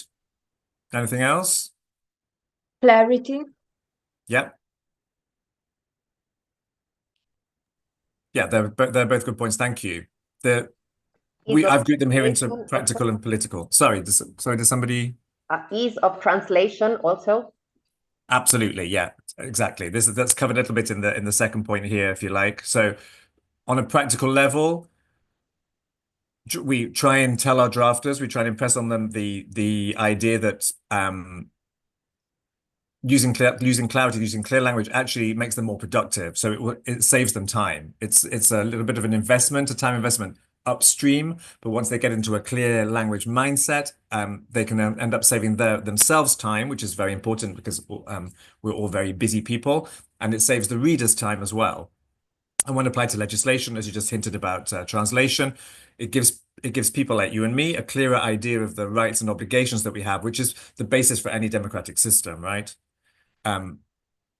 Then on a political level, if you like, that's kind of political as well, but it helps the Commission, as I mentioned earlier, with editing, fight the accusation that we're unprofessional, that we're untrustworthy or uncaring.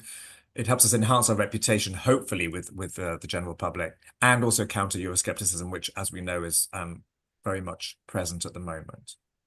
So I don't wish to be too dramatic about it, but ultimately, it's about democracy. It's about fairness, everybody having the same rights and the same access to the same information, which I think one of you mentioned.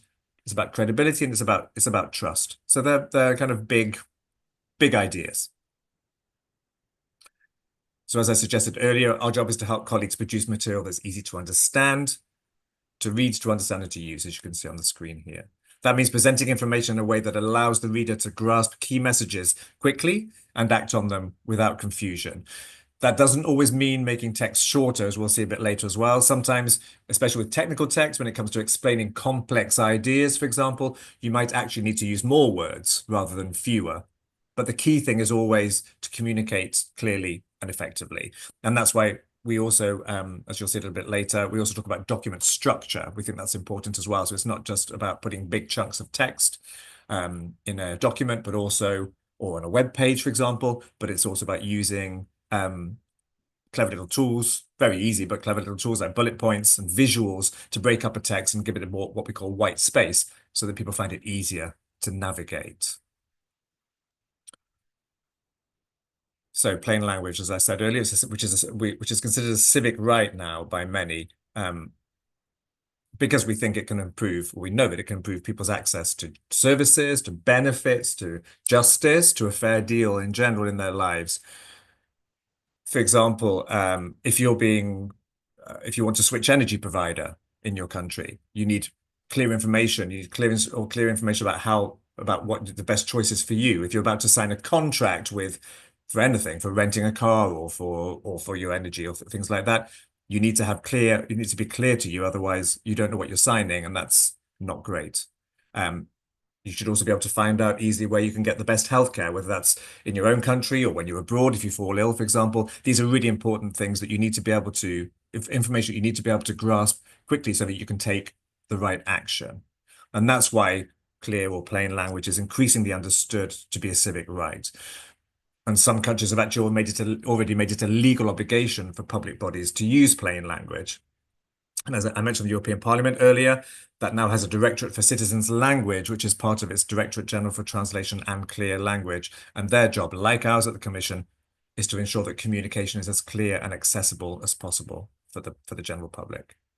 So you can see the Commission is not the only EU body promoting clear language for communication. So in our everyday work, we spread the word in 3 key ways. Firstly, we have a range of resources, which I mentioned earlier. You can possibly see on the screen here. I don't know how easy it is to see. There's a still called the Clear Writing Checklist, which we have in English and in French for drafters, just to make sure when they're going through a text that they're ticking all the boxes, literally. Then we have our flagship products, which are our weekly Claire's tips. Claire takes her name from the French for clear, as you've probably worked out, and has been the face of clear language for years now. She's aging very well, as you can see on her picture there. She's not getting old at all. I wish I knew her secret. Every Friday morning, over 18,000 colleagues from across the Commission and other EU bodies receive an email with a handy tip, accompanied by a cartoon and relevant information on things like upcoming training sessions. So it's a fun email that everybody gets once a week, but it has a more serious message behind it. And then there's a third way, which is training. There's online training that colleagues can follow in their own time. That's sort of the introductory training, what we call standard training.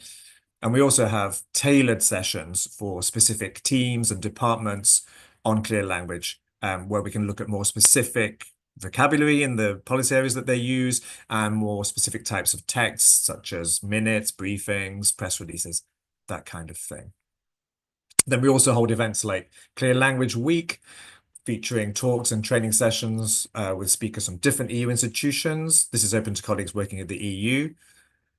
And at the end of the week, we hold the annual Clear Language Awards. They first took place in 2010, and they celebrate Commission staff who produce exceptionally clear, reader-focused texts. And then every 2 years, we hold a conference with plain language experts from member states and beyond.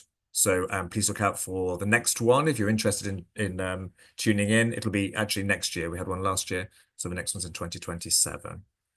So watch the space. This brings me now to the 10 clear language principles that I mentioned earlier. They guide us in everything that we do. So we refer to them in the training that we give and also in the text that we edit. That's another thing that editors do. Sometimes they refer back to the clear language principles when they're editing a text. You'll see now that a lot of them make common sense, but common sense doesn't always translate into common practice, as we all know, I think. So firstly, think before you write, consider your reader's needs, structure your document, organize your content clearly. This is one of my favorites, the KISS principle, keep it short and simple. So that's about avoiding unnecessary complexity. That's something I'm sure you're discussing today around technical language. Use verbs rather than nouns because it's a more direct way and a clearer way of expressing yourself. Using action words, it makes your text more dynamic. As the same applies to active verbs rather than passive verbs. Be precise, not vague. So clarity comes from being specific. Watch out for false friends. That's a particular issue at the EU, as we'll see in a moment. Beware of jargon. I'll come to that as well. That's very much along the technical language lines. So simplify your language to make it accessible for all, but without losing the meaning, obviously. Avoid abbreviations and acronyms. And lastly, revise and check. So review your work at the end of the process. Of course, these are easy to write, but as I said, they're not always easy to put into practice, especially when you're drafting more complex or technical material. So, as I said earlier, the Commission colleagues are often experts in their field, but one of the problems with knowing a lot about a subject, as you can see on the screen, is called the curse of knowledge, is that it can be difficult to put yourself in the shoes of someone who doesn't know what you know when you're writing. This is what we try and explain to our colleagues. So we try and encourage them not to make assumptions about the kind of information that people can cope with and the kind of information that they can't cope with. So that's why we emphasize principles 1 and 10. So thinking about your audience before you start writing and then reviewing your work at the end to make sure that there's nothing too difficult in there or too difficult to follow. And then there's all the other principles in between. So we'll come to these now. That's principle 1. So it's very simple. Before you start, think about who your audience or your reader is, what you're trying to achieve, and what your main message is. Then principle 2 is about structuring your text. So as I mentioned before, using white space, making sure that your text has logical flow, using headings and subheadings, using bold type, including questions, and not burying ideas in the middle of a sentence or a paragraph. We think it's better to have an idea at the beginning of a sentence or at the end, or especially in a paragraph. If you have a big paragraph full of idea or full of content and your idea is buried in the middle, it's unlikely that your reader will be able to work out what you're trying to say or the message you're trying to get across. So ultimately, it's about making a document easier to read. This is one way of structuring your document to give it more white space. As I mentioned earlier, bullet points. So as you can see here, this is not the longest sentence I've ever seen, but there's a long list here. And they can be quite confusing because it's taking your reader time to try and work out what the different elements of that list are, what refers to what relates to what. So if you can make it look a bit more like that. Especially for readers who are perhaps skimming through something, they're trying to find information very quickly. Bullet points like that and a bit more white space can help them navigate a text more easily.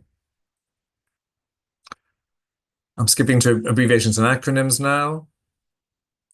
Can any of you tell me what the subject matter is here? Do you have any idea?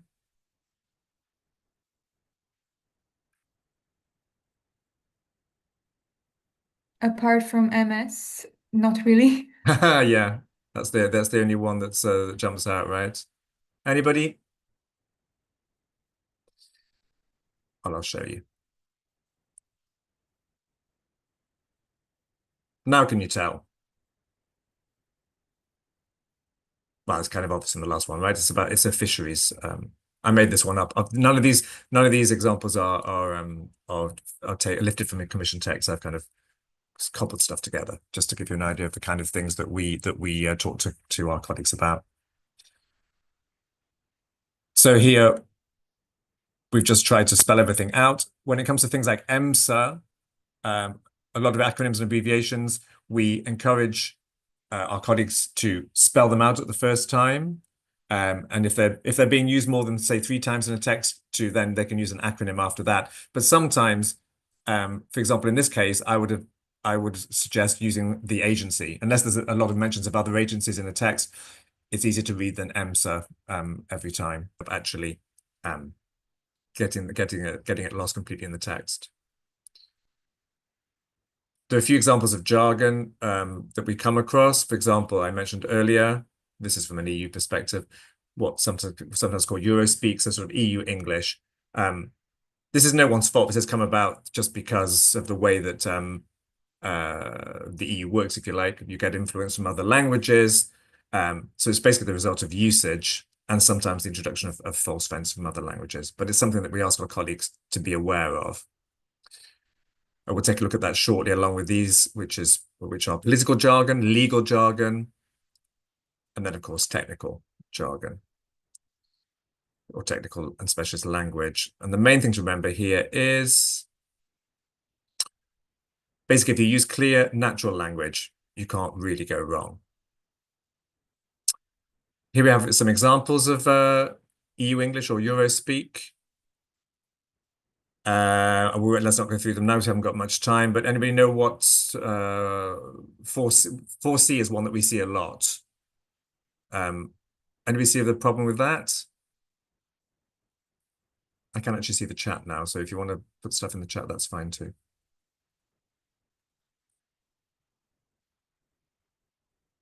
Basically, 4C in English means to have a crystal ball and to be able to predict the future.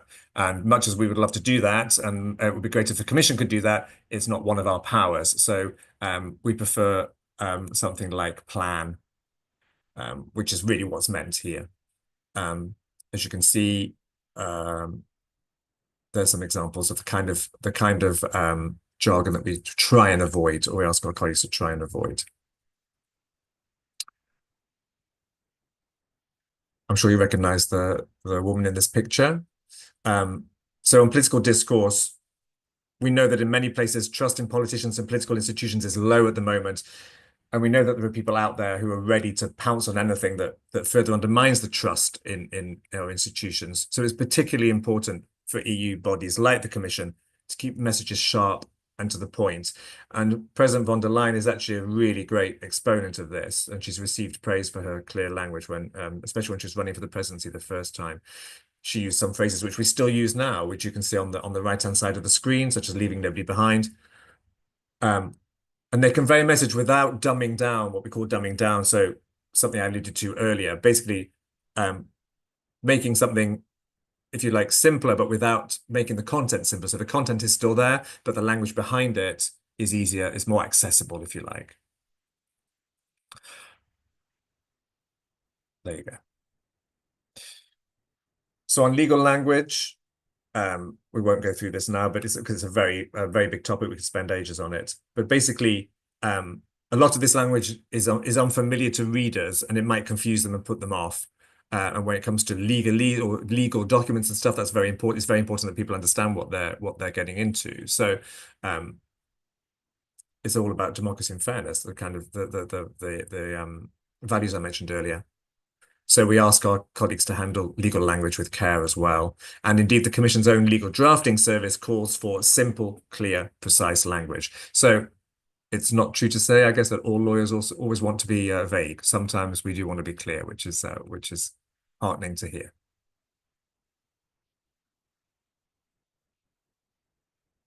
In fact, the legal language is now the second part of the International Organization for Standardization's standard for plain language. That's quite a mouthful. That's on legal language. It's going to be followed soon by part 3 on science writing, and there'll also be a part on information design in the future. To explain, part 1 of the standard, which was in 2023, it set clear expectations of how organizations should communicate. So this is a big milestone for plain language practitioners, for trainers, and for advocates who believe in the obligation on public bodies to communicate clearly, and in the civic right of people like you and me to receive clear information. It's very much focused on the user, which is something we applaud. It applies to most languages. It's, again, non-binding, so it sets out recommendations. It's not about setting requirements. And the definition you see here on the screen is what is the basis behind the ISO standards, and that dates back to 2014. Quick look at Latin. We do have some expressions in English, like etc., vice versa. They're kind of quite common in English, but there aren't that many. So, and EU English uses more, not just in legal text, but in all kinds of texts. Some are useful, others will just put you to sleep. So here are some natural alternatives. These are the kind of things that we see quite a lot in text, and that we try and ask our drafters to paraphrase, if you like, or to use alternatives for.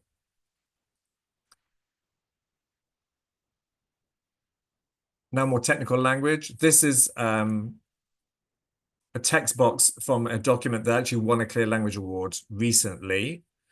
It won for one reason why it won was because of the way it handled technical terminology. So this is a good example. This box explains some of the core technical terms that are mentioned in the rest of the text. So it helps readers who don't have as much scientific knowledge in this area understand what the overall message of the report. It was a report. What the overall message in the report is. So basically, our message to drafters at the Commission is that if you really can't avoid specialist terminology because there's no other option, you should try at least to explain its meaning, maybe give examples of what the term, of how to use, how the term is used in practice, if you like. Illustrate how it works in practice, or consider a more natural alternative if possible. As ever, drafters need to remember who their audience is, who their readers are, and why geography language is really in everybody's interests. So, for example, if they're writing for decision makers at the Commission, these are people who are often very busy, often working in a foreign language, they're pushed for time, and they're often not experts in their field either. But they're the people who explain decisions and policies to us as the general public, and they can't do that clearly if they don't have clear messages to convey. So that's why it's important that they get clear language in the documents that they're given. Intermediaries like journalists and non-governmental organizations, they scrutinize and filter what we say, so they need to get the right accurate messages from us as well. Otherwise, they might make their own messages up, and they might not be the ones that we want to convey. And then end users like small businesses, students, you and me, the public, we also need to understand the material that the Commission is producing and when we encounter it directly. So just to underline, whoops, there we go. Clear, natural language, good practice, never wrong. Quiz time. Let's see it. Let's see how many we can get through. How are we doing for time, Daniela, actually? We're very fine for time. Okay. Don't worry, we have plenty of time. Yes. Great. That's bad news for all of you. I can do more questions. There's only 2 or 3. These are jargon. This is a jargon quiz. I'll give you a few seconds to read this sentence.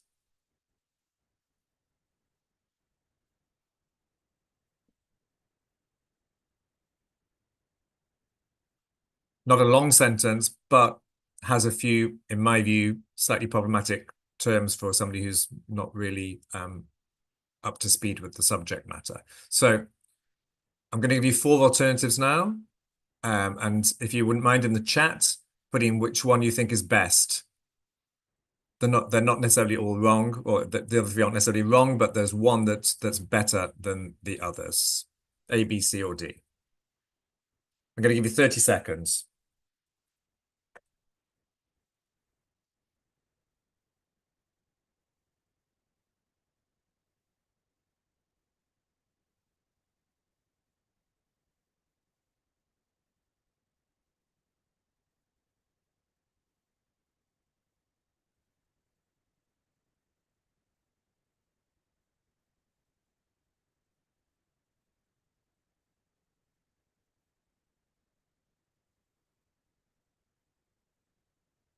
Putting some answers through, lots of C's.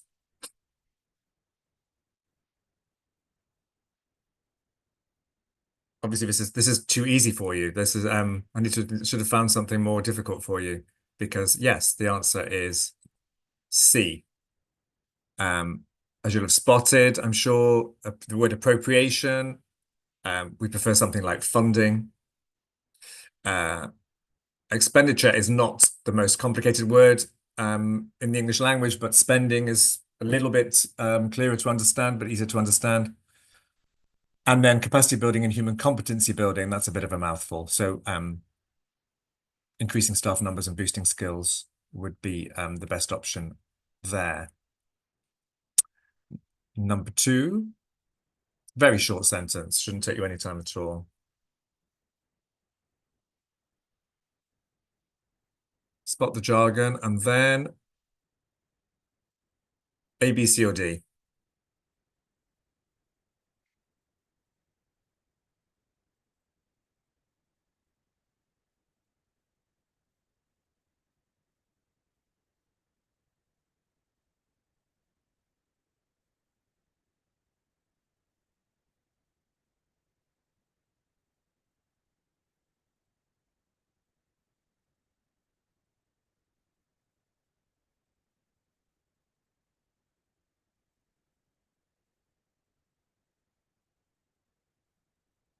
I've got a B answer here. I can see couple of B's. I can see why you said that. D, yeah. I can see why you said, some of you said B. As I said, this is not an exact science, and I quite like the word consistent here, but it's really, as you'll have noticed, harmonized, and the key with the key bits of jargon here. And we went for D. We thought D was the best choice here. Aligned approach, and also this is the only sentence here that explains what the Schengen area is, and that's not obvious to everybody. So although B is quite nice, and it's quite nice and concise, it doesn't explain what their key is about. So and C, which some of you have put as well, doesn't explain what harmonized is, and that's also not necessarily something that everybody would understand. I think this is the last one now. Yeah. How about this one? Spot the jargon, and here's your alternatives.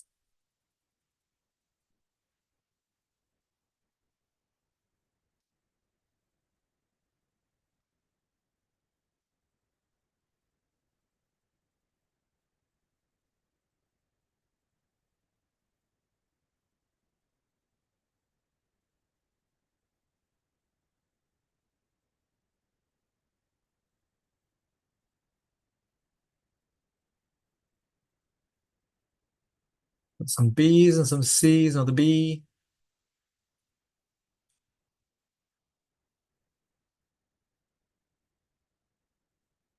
Well, if you said B, you'd be right.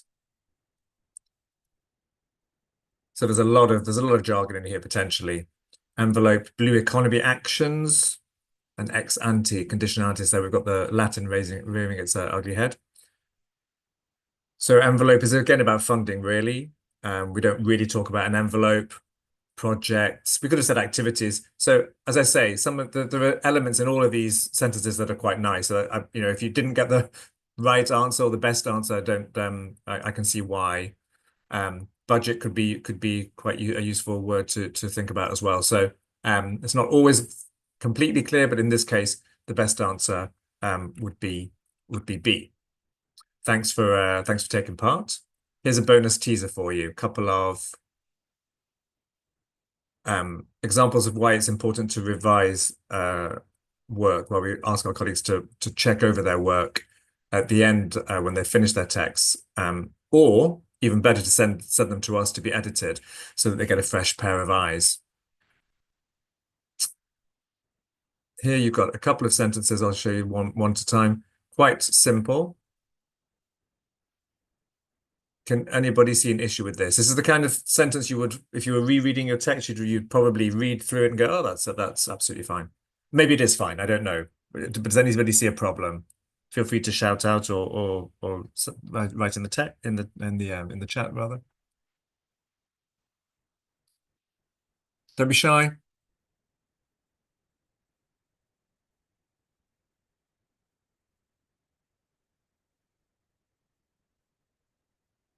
Oxford comma, I'm not sure. It's a good point actually, but no, I don't think so. Nice try.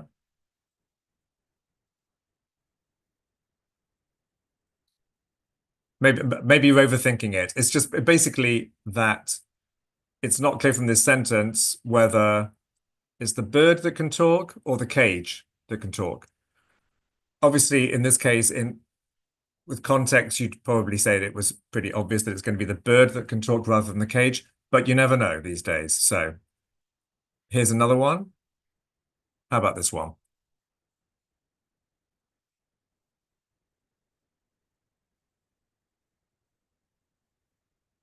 Is that all clear, or is there any potential misunderstandings that you could see there?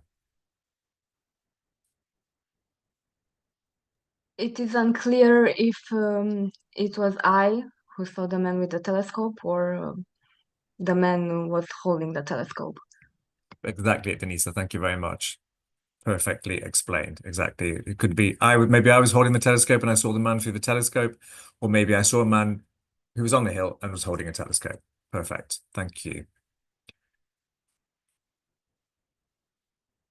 So as I mentioned earlier, we're very lucky that the need for clear communication with clear language at its heart is understood and advocated at the highest level so as you can see here, by Commission President von der Leyen. She's championed clear communication from the very outset, as have other senior Commission figures like our Secretary General. And this is obviously something that we very much welcome. In fact, all clear language bodies promote clear language. And I did have a video I wanted to share with you, but I don't know if it's going to play. Can I give it a whirl, see what happens? Oh, it might do. Let me know. Can you just give me a thumbs up, Daniel, if you can hear the audio when I start playing it? Clear language is language that delivers the right information for its audience and makes it easy for them to find, understand, and use that information in real life. Many colleagues are used to a certain style of bureaucratic language and EU jargon, which can be difficult to shift. We're trying to replace that with notions that are much more understandable and relatable. So instead of speaking about private consumption, we'll be saying people are spending less. It's actually as simple as this. Every word must be there for a reason, and I prefer to communicate ideas in a way that is clear, concise, easy to understand. So the documents that we translate and edit reach a very wide audience. That's why it's crucial that this content is clear and is accessible to and understood by speakers of all EU languages.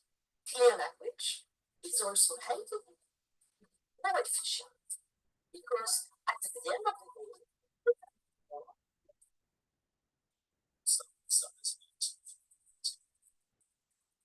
it's like citing information versions, try to write in a more clear way so that people can understand. We've even coined the term citizens' language, which refers to communicating in language that's clear. The EU's 24 official languages and in various formats such as text, audio, video.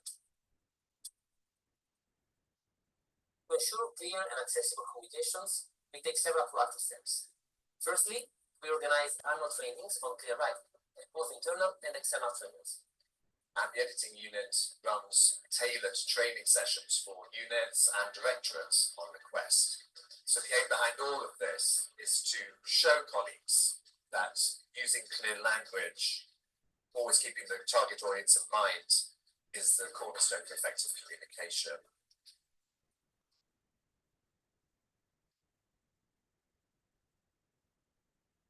There you go. That's it from me. Thank you very much for listening and for joining in as well.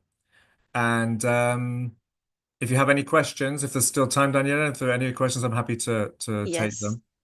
indeed, we do have time for questions. Thank you very much, Mark. And as a former translator of the DGT, thank you for your work, because I remember the very difficult texts we received sometimes, very ambiguous, with a lot of acronyms. It's very difficult to translate those texts. And we are very happy with the Clear Writing initiative.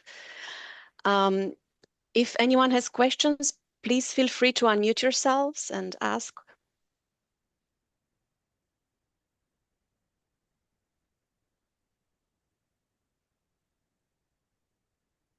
Questions or comments? Yes, Okay, I comments have are a fine too. question.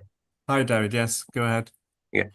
About the, let's say, fake friends, how are there stealing of text, or how does that affect the situation? Because that I find it a bit puzzling about the fact about having fake friends in this, let's say, industry.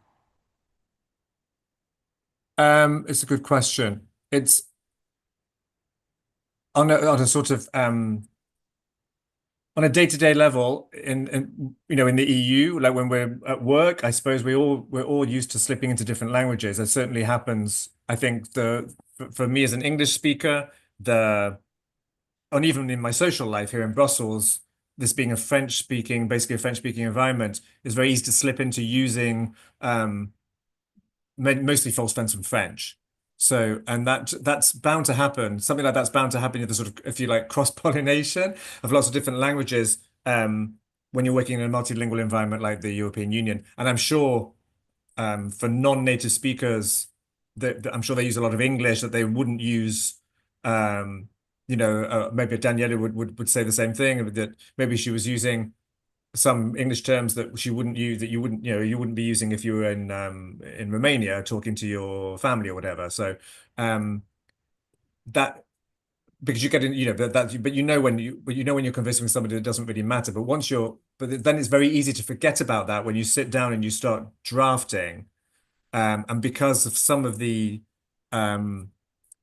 we're also influenced a little bit by some of former legislation, for example. So there are certain legal terms that are embedded in legislation that we can't necessarily change, because obviously when you're referring back to previous legislation, you can't use a different term because people, you need to be able to find stuff back, as it were. So things have sort of crept in, and that sort of slightly alters the way that you would draft.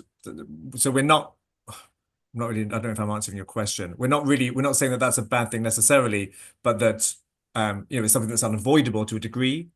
But wherever possible, you should be aware of terms that you're using that actually aren't the terms that you would use at home. So it's applies to any language, really. And that was another thing that we say about drafting in any language.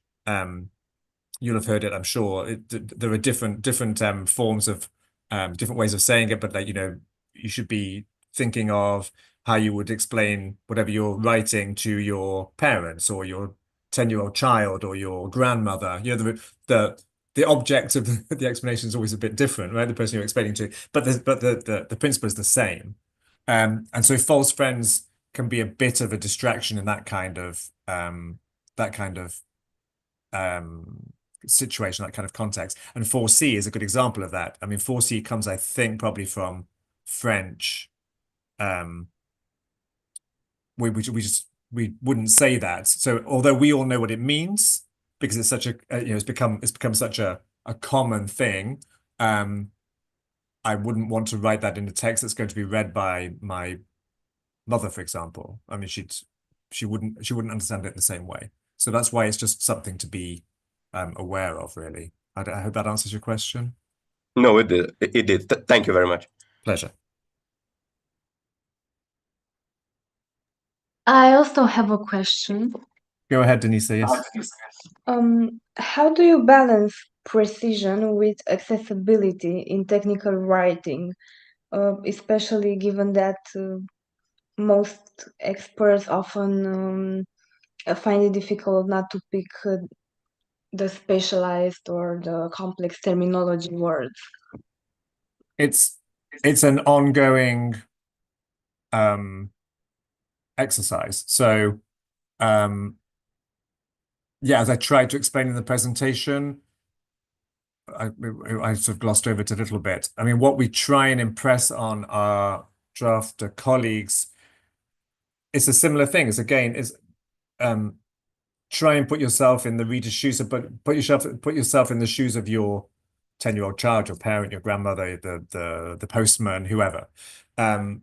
So, and even I think even specialist readers, because some people will come back and say, "Oh yeah, but I'm writing for a specialist audience, so it doesn't matter so much," and that's true to a degree. But even a specialist audience will appreciate being able to get through a text which is written more clearly because the terms are explained better. So it's something that we just have to keep impressing on people. And there's no sort of magic bullet, there's no sort of silver bullet, if you like. It's just about trying to show that there are ways around using more technical language. And I think the colleagues that we talk to are open to that. Because as I said before, a bit like with the false friends thing as well, you fall into a pattern of working or pattern of behavior that's perfectly normal, but it sort of shuts out everybody else. So you become so involved in, I know from I used to work in fisheries, so I know what IUU fishing is, but when you're working with your colleagues, you talk about it all the time, but then you write it down in a text and it's easy to kind of go, oh, that's fine. Everybody knows what that's about, but of course not everybody knows what that's about. So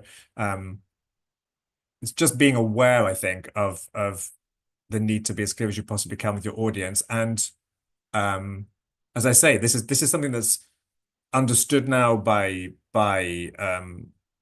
specialists as well. That's why we have the legal language part of the ISO standard, and then we're going on to scientific writing, which is I think really interesting. I'm looking forward to see what that looks like. And so it doesn't have to be, you don't have to, I'm not saying that's what people do, but you don't have to hide behind complexity.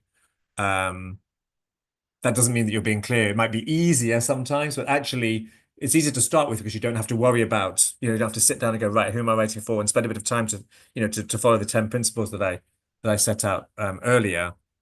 But actually, once you get into the habit of doing that, you'll find that your writing becomes easier, and you actually save time in the long run, and you get your message across better. So again, I'm not sure if I answered your question, but that's kind of the approach that we try and take. I'm not saying it's easy, and I do understand that there are obstacles, and sometimes technical terms need to be, or legal terms need to be used, but there are pretty much 99% of the time there are ways of explaining these things. So without having to have like a long footnote at the bottom of a document, you can use brackets or the kind of text box that I showed you earlier from that award-winning report. So I think there's always scope to be clearer and to not have to kind of say, oh, I need, this needs to be complex. It just doesn't. Hope that goes some way to answer your question. Thank you. Thank you. Pleasure. Anybody else? Otherwise, I will. I'll let you go and. No, they can go. They still have to be here for the next presentations. But we still have time if there are any more questions.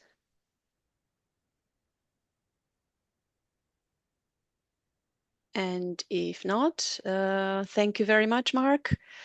My Really absolute appreciated pleasure. the presentation. And like I said, clear language is very, very important. And we need to think of the target audience, as you said. It's paramount. That's where it all Thank starts you. and ends. You're absolutely right. Yes. Thank you very much, Mark. Thank you. Thanks for inviting me. It's been a pleasure. Thanks everybody for your attention. And we are now welcoming our next speaker of this second panel, John Evans. Welcome, John. Hi, good morning. John joined the Commission in 2005, and he worked as a translator and editor in the English language department of the Directorate General for Translation, translating from a variety of EU languages into English. He has quite a panoply of languages. He's currently an information and communication officer in our AI-based services unit. And today he will present and demonstrate some of the European Commission's AI-based multilingual services, and he will show how they can be used to assist in technical communication. John, the floor is yours now. Okay, great. Let's see if I can share my screen. So can you see my presentation there? Yes, we can see it now. We just see a small rectangle up there that maybe you need to remove. Maybe if I can move that. There we go. Is that better? Yes, this is better. Yes. Okay, excellent. All right then. Yes, so good morning. Bună dimineața. That's about the extent of my Romanian, I'm afraid. Yeah, and thank you very much for this invitation to speak at your event today. As Daniela said, I've been working in DGT for about 20 years. So I previously worked as a translator and reviser and editor. So I was working alongside your previous speaker, Mark, in the English language department. And then I've just recently moved to the AI-based services unit of the Directorate General for Translation. So I'm very new in this post, so I'm by no means an expert. And as Daniela said, I'm going to speak about our AI-based multilingual services and hopefully how they may be able to help you with technical translation and technical communication. And so we should have time at the end of the presentation then for questions as well. So you may well be thinking, why is someone from the Directorate General for Translation talking about AI tools? Well, they're multilingual AI tools, and they're based on all our multilingual data. So it's all our translations from the past 30 years at the Commission, but also translations from some other EU institutions as well. So it's our IT people who've developed these tools using our data. And as you can see from this overview then, the Commission has already built quite a full ecosystem of task-specific AI services. And these services can be accessed from this web page here that's on the slide, but also they can be incorporated into websites and systems and platforms through application programming interfaces or APIs. So the services aren't just available to people working in the EU institutions. They've also been made available under the Digital Europe program to certain groups of people then as well. So the Digital Europe program, it's a program that's intended, well, it's a funding program to bring digital technology closer to people, to businesses, and to public administration. So it's available to public administrations in EU countries and also in countries that are participating in the Digital Europe program. It's also they're also available to NGOs and SMEs in those same countries, also to academia, so to universities, but also to schools and lecturers, and also to projects that are financed by the Digital Europe program. So this means that if you are a freelance translator, you can access these tools because you are a small business. Similarly, if you're a university lecturer or a university student, you can also access the tools.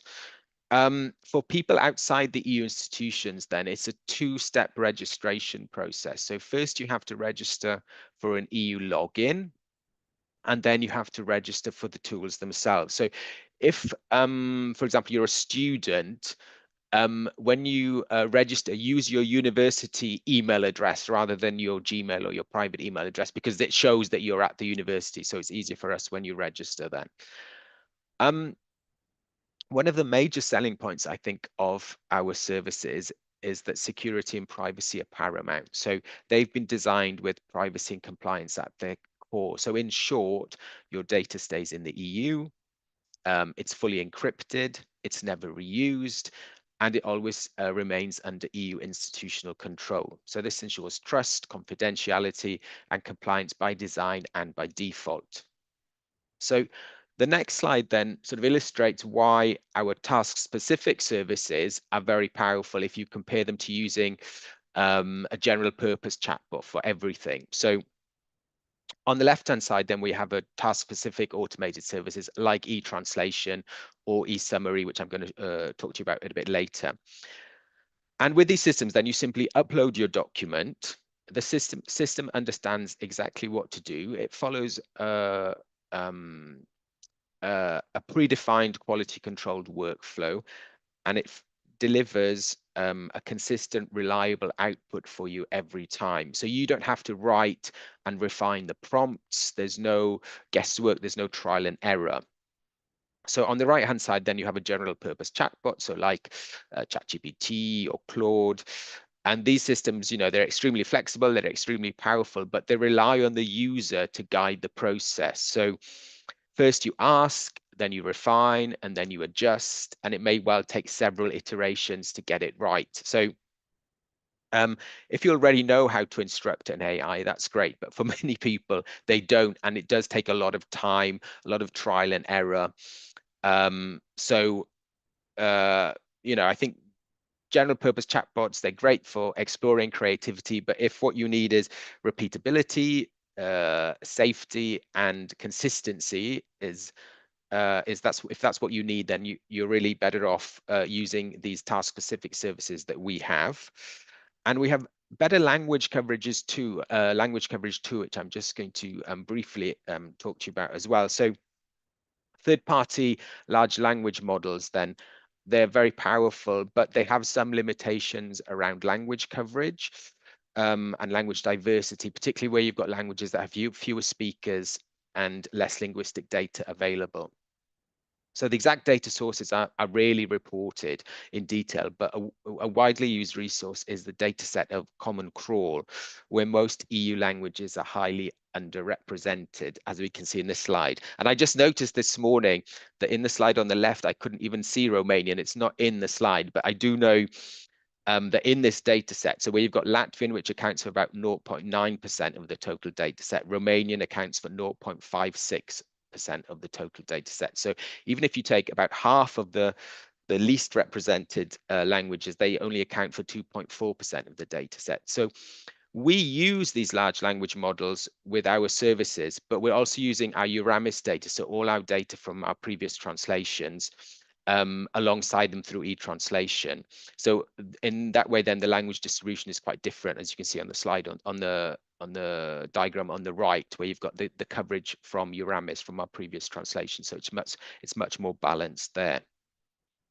I mean, in fact, one of the projects that our IT people are working on is developing an EU institutional large language model, which will be fully multilingual across the EU's 24 languages. And there'll be a special emphasis there on trying to strengthen underrepresented languages and ensure quality across all the linguistic landscapes and not just sort of English dominant contexts. So let's take a closer look at our services now. And I'm going to start with e-translation, which is our flagship service, which some of you may be familiar with already. So it's a machine translation service based on all our previous translations. So from 30 years of institutional translations at the Commission and, as I said, other institutions. It's a neural-based machine translation system, which is the dominant approach today. Just a few figures for you then. So last year, DGT's human translators translated around 2.6 million pages, but we can't, as the Commission's human translators, deal with all the Commission's demand for translation in a big multilingual organization. So e-translation translated a further 16 million pages just for Commission use.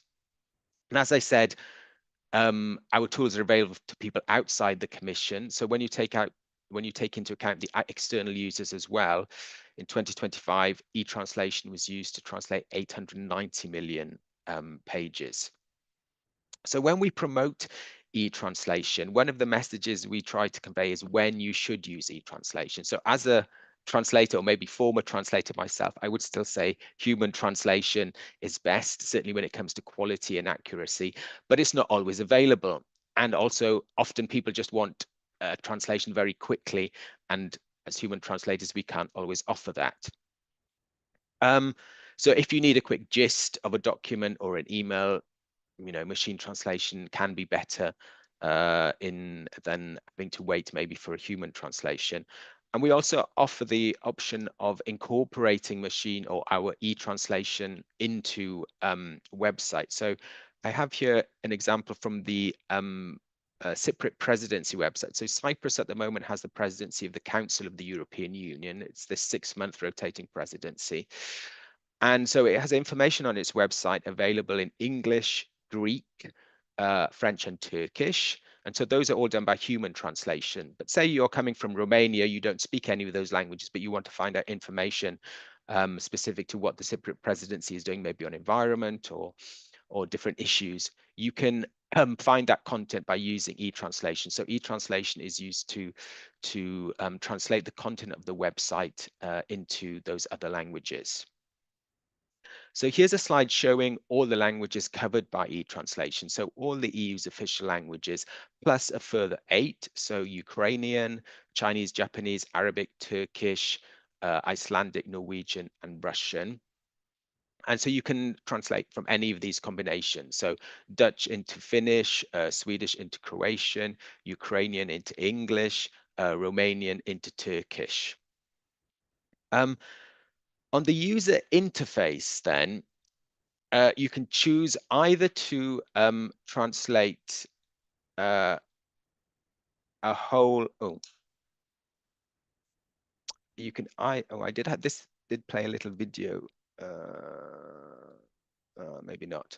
So you can either translate a whole snippet of text. So here I've taken an extract from a study by the EU Agency for Railways on the implementation of on-ground energy data collecting systems in the EU railway system. So you can use a text snippet of up to 2,500 characters and just put in the snippet. You choose your language from English, obviously, into Romanian. Or you can choose to submit the whole document. So again, you choose your languages from and to, and your domain. And I'm going to come back to domains just in a second. But I also wanted to tell you how maybe as for those of you who are translators, how you can use e-translation in your own work and how you can incorporate it into your workflow. So again, you submit the document as I showed you before. You choose your languages and your domain, but then under advanced options, you can choose to receive the output in a TMX file or in an XLIF file.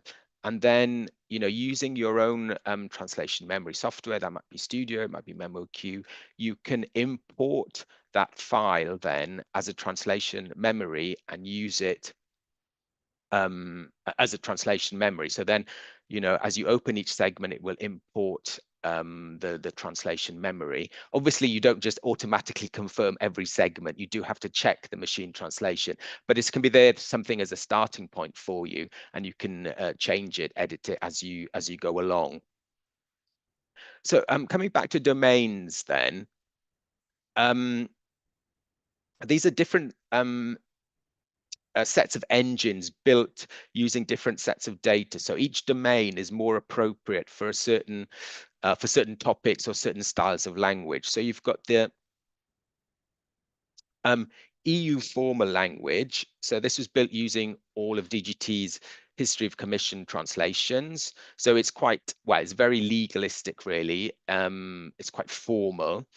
You've got general text, which is more really for using for like news articles or informal letters. You've got the Court of Justice case law. So this is based on the judgments of the European Court of Justice. So it's very legal, very formal language. And then you've got finance. So this is data from the European Central Bank, national banks, and a subset of commission data. We also have then IP case law. So this is from the European Union Intellectual Property Office data. So you might be disappointed that there's no technical domain, but I would recommend that you use the EU formal language domain, which uses all of DGT's past translations, because a lot of our translations in the Commission are actually quite technical. So such as translations of EU legislation, for example, the REACH regulation, the regulation on the registration, evaluation, authorizing and restriction of chemicals, or another example, the Pressure Equipment Directive, which governs the design, manufacture, and conformity assessment of stationary pressure equipment. So you might not think it, but you know, we do translate a lot of technical information, so that will all be under the EU formal language domain. So do try it out and see how you get on. So I'd like to mention now another couple of fairly new features of e-translation, which you might not be aware of. So first is AI enhancement. So if you choose this option, e-translation will check each segment, so each segment or title in your document, against our history of previous translations to find similar sentences, or what we would call fuzzy matches. Now, if it finds a fuzzy match, the sentence to be translated would be processed by AI to find the best translation based on those fuzzy matches. If there is no fuzzy match, then it will just use conventional e-translation. In technical terms, then, as I said, e-translation is a neural machine translation, so it doesn't use a large language model. But for the AI enhancement, it uses a large language model, a European large language model called Mistral Nemo, which is run within e-translation and only for e-translation. So at present, the AI enhancement option is only available for translation out of English. So you could use it for Romanian into English, but not English into Romanian. So it's for all EU official languages, but only out of English. And you can use it for just 3 domains at present. So EU formal language, Court of Justice case law, and finance. So this large language model that we use is very powerful, but it also means that it's significantly slower than using regular e-translation. It's about 5 times slower.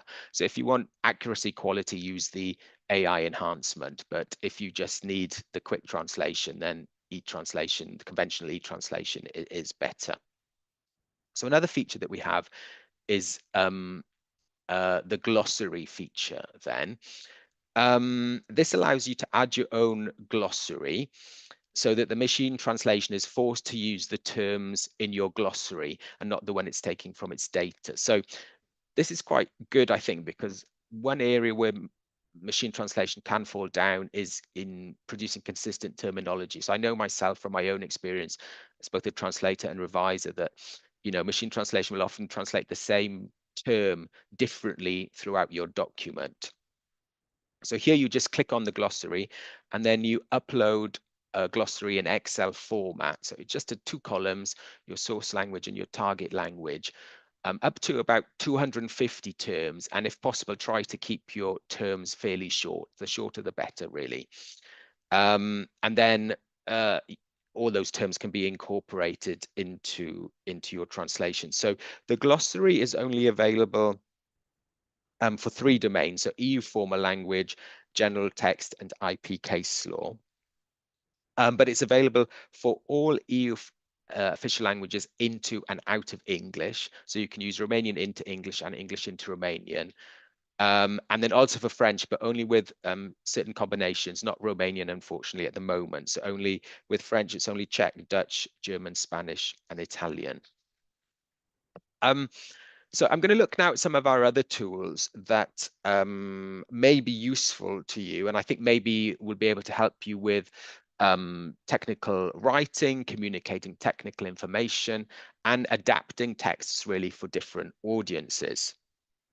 So we'll start with web text, which is an AI-powered service to help you adapt documents to optimize them really for the web. So it uses a large language model to edit, restructure, and adapt texts. So it's available in all EU languages, but the input language has to be the same as the output language. So you have your document in Romanian, and then it produces your web text in Romanian. So it uses these principles here of clear writing. So I'm sure now after Mark's presentation, you're very familiar, hopefully, with the principles of clear writing. So it's taking the principles of clear writing, but also the principles of writing for the web. So using short sentences, simple vocabulary, clear headings, and precise language.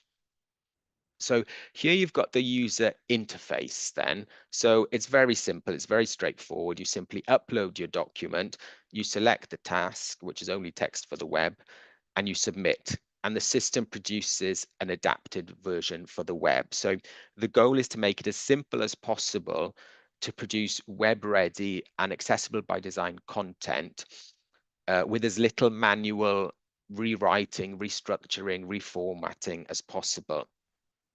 So in this example, I've taken a 2-page executive summary of a report produced by the EU Chemicals Agency on the use of alternatives to testing on animals for the REACH regulation. So it's only 2 pages, but it's quite dense. So you can see I've got an extract of the report there on the left. It's very text heavy and dense. And then on the right, you've got your the version that you get as an output from web text. So there you can see it's much more suitable for the web. So you've got headings, you've got bullet points, you've got shorter sentences. Even if you just look at it visually, you can already scan it. You know, if you're looking for specific information, it's much easier to find than from that text of the original report. As I said earlier, so most of our services are task specific. So our prompt engineers in DGT have written the prompts, you know, the instructions or the questions that you submit to an AI so that you don't have to.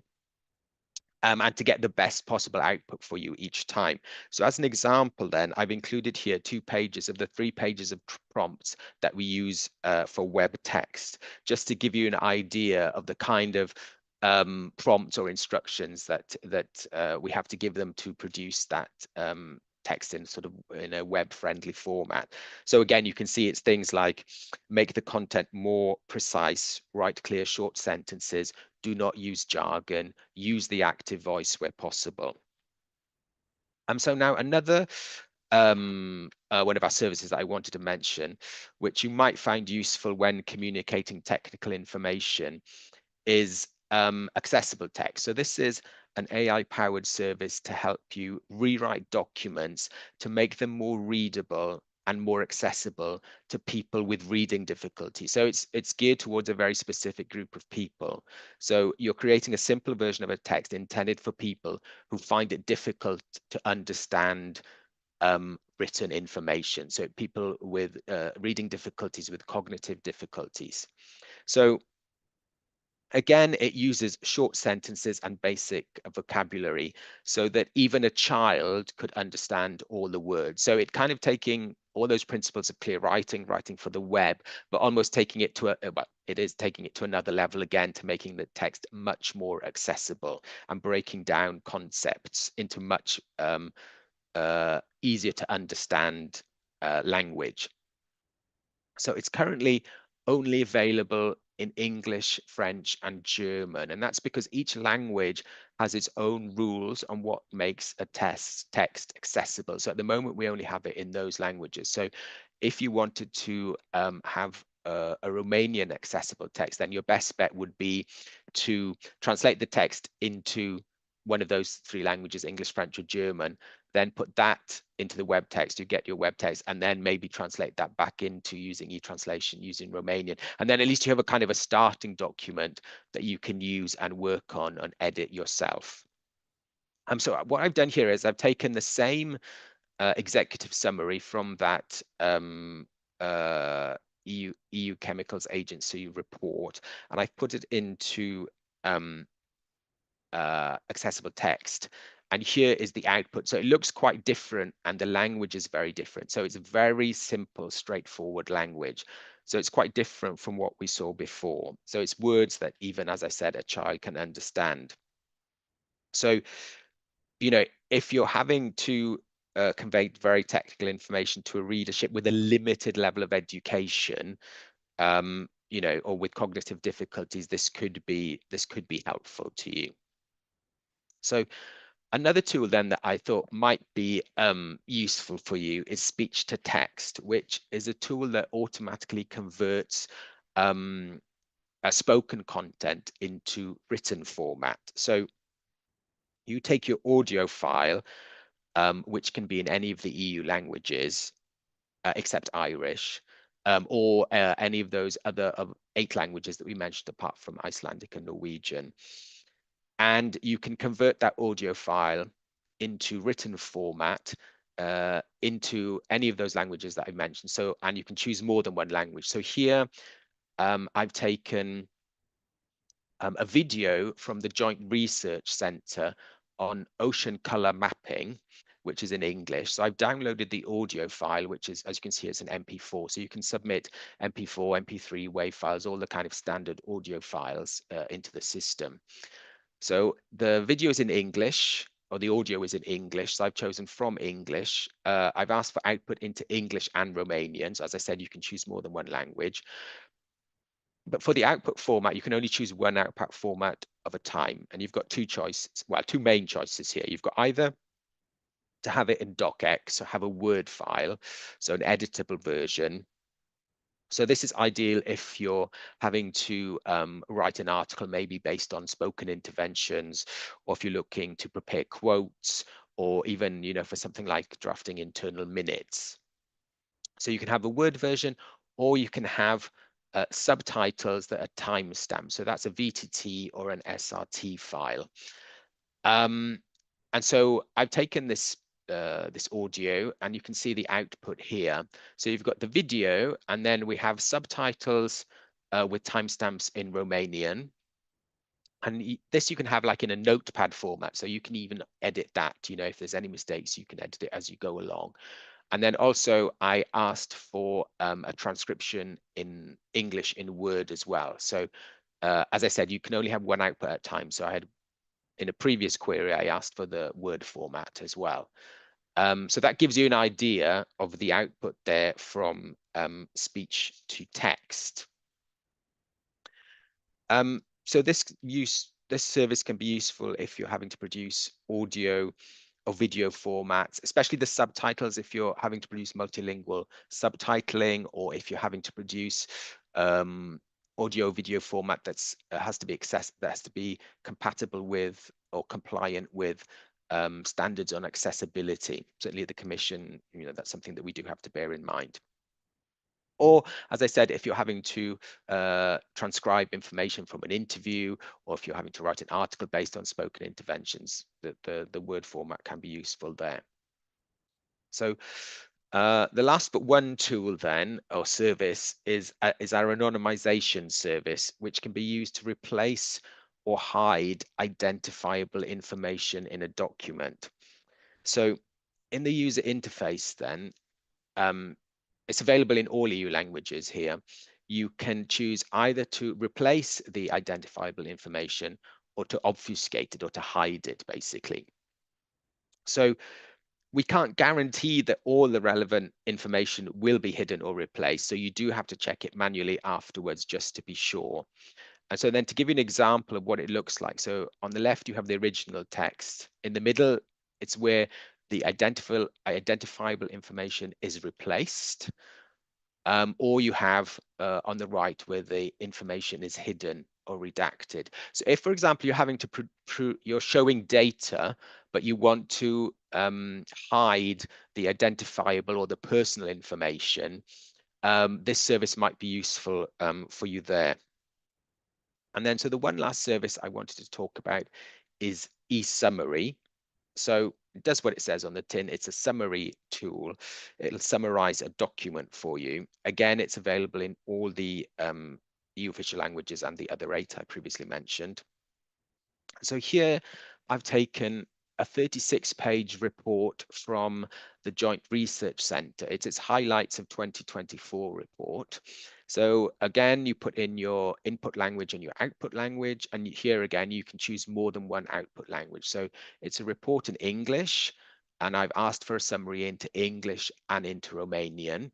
And you can choose the length. So you have 2 options. You have standard, which is normally about 2 pages, 2.5 pages, or short, which can be a paragraph or a couple of paragraphs, depending on the length of the original document.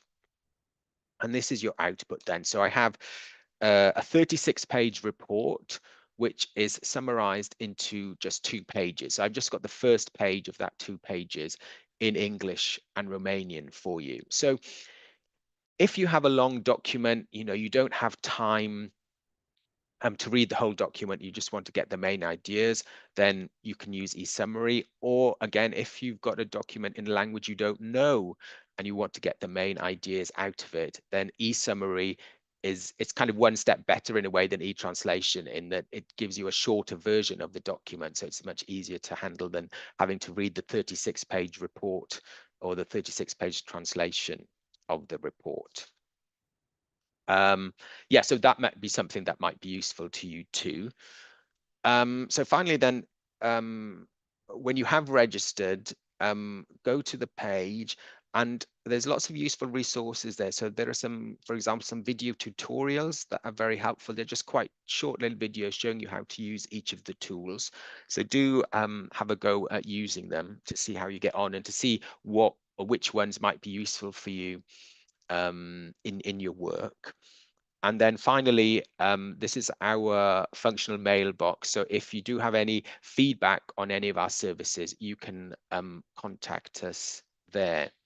So that's everything for my slides. If you have any questions, I'll do my best to answer them. As I said, I've only been in the job for all of, I think, 3 or 4 weeks. So yeah, I might in some cases have to say, let me take that question down and get back to you, and I'll email the answers back to Daniela afterwards.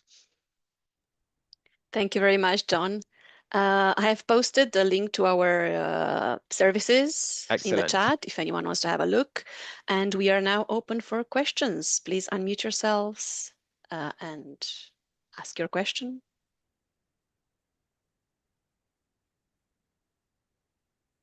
Or write in the chat if you're shy. Yeah.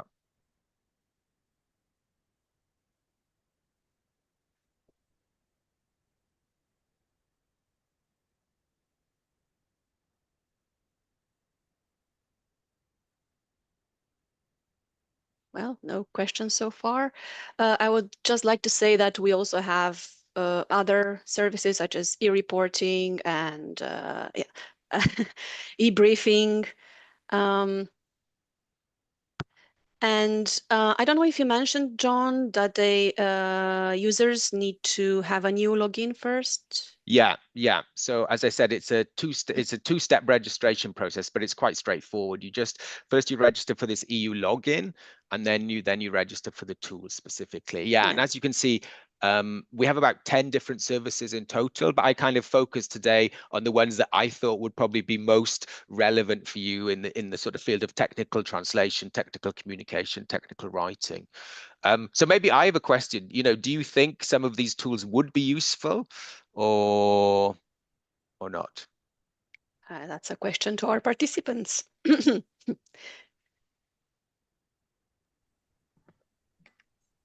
Hi, hello, John. Thank you. Hi, Daniela.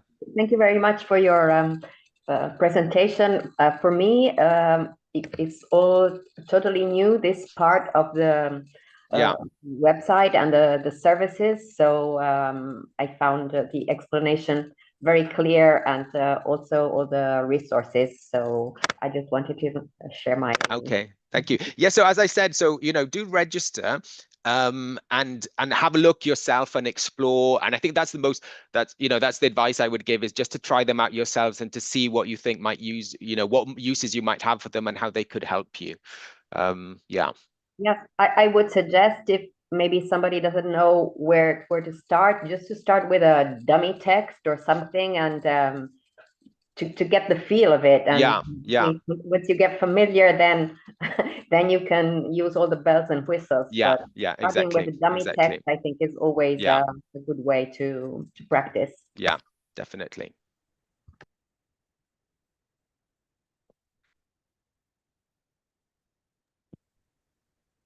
Any more questions or comments? You can always, yes, please, David. Regarding the Mrs. Evans's question about if the tools would be very useful in, let's say, in my use of them, it would be useful because it would not help me very much. I don't know if it was not as cheating if I would help me with the homework, but I do think that some of them would be very helpful, and to not say that, oh my God, I'm cheating, I'm not doing my homework or something. I will also check after to see that it did the translation correctly and it did not write any wrong answers. Yeah, no, but this is true of all AI outputs, that you do have to check them. You can't submit an e-translation and say, this is going to be perfect. We ourselves in the Commission's translation service, we use a variety of tools in our work. We use e-translation in a very similar way, so you can incorporate it into Studio, the translation software tool that we use. But it's very important that you check each segment as you go along, because there might be mistakes. Sometimes it's fine, sometimes it isn't. So it's always important to check. Yeah. Thank you. So this is my answer on your question, Mr. Evans. Thank you.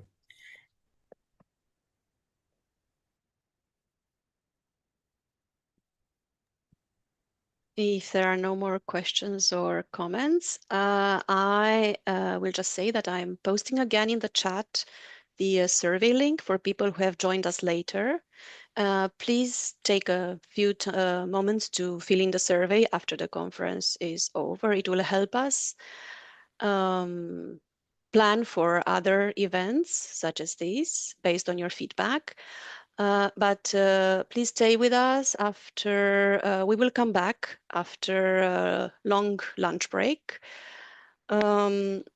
We come back at, if I'm not mistaken, 1:15 Central European time and 2:15 Eastern European time, so Romanian time 2:15, for the presentation of Mrs. Zambrini. Thank you very much, John. You're welcome. And if anyone has any further questions, there is that email of the DGT AI advisory. I think it's on below on the page, on the web page as well, somewhere in contacts. So if there are any questions that you have afterwards, after you've tried the services, you can always write to our colleagues in the DGT AI advisory. Yeah. Thank you very much, John. Thank you, Daniela. Thank you for to the participants as well. And you can simply stay on. This will not be closed. Just feel free to close your cameras and your microphones, and see you later here at 1:15 CET or 2:15 Romanian time. Thank you. Bye. Thank you.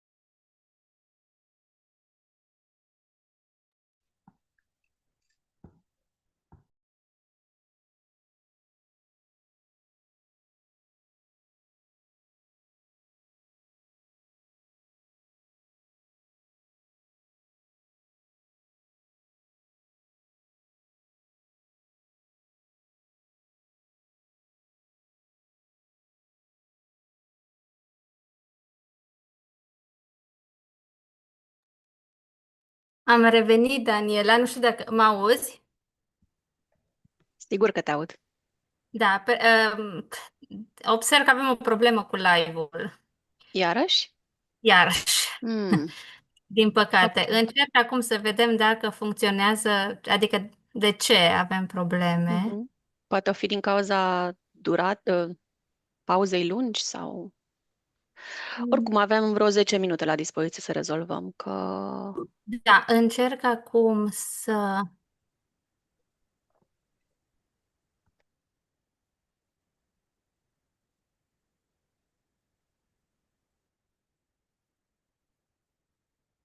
rezolv, să vedem dacă e doar din cauza conexiunii la internet.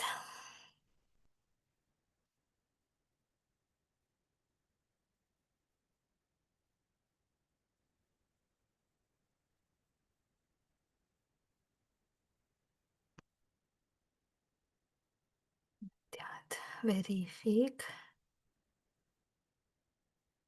Nu vrea deloc, dar o să încerc să fac din nou live. Poate că merge.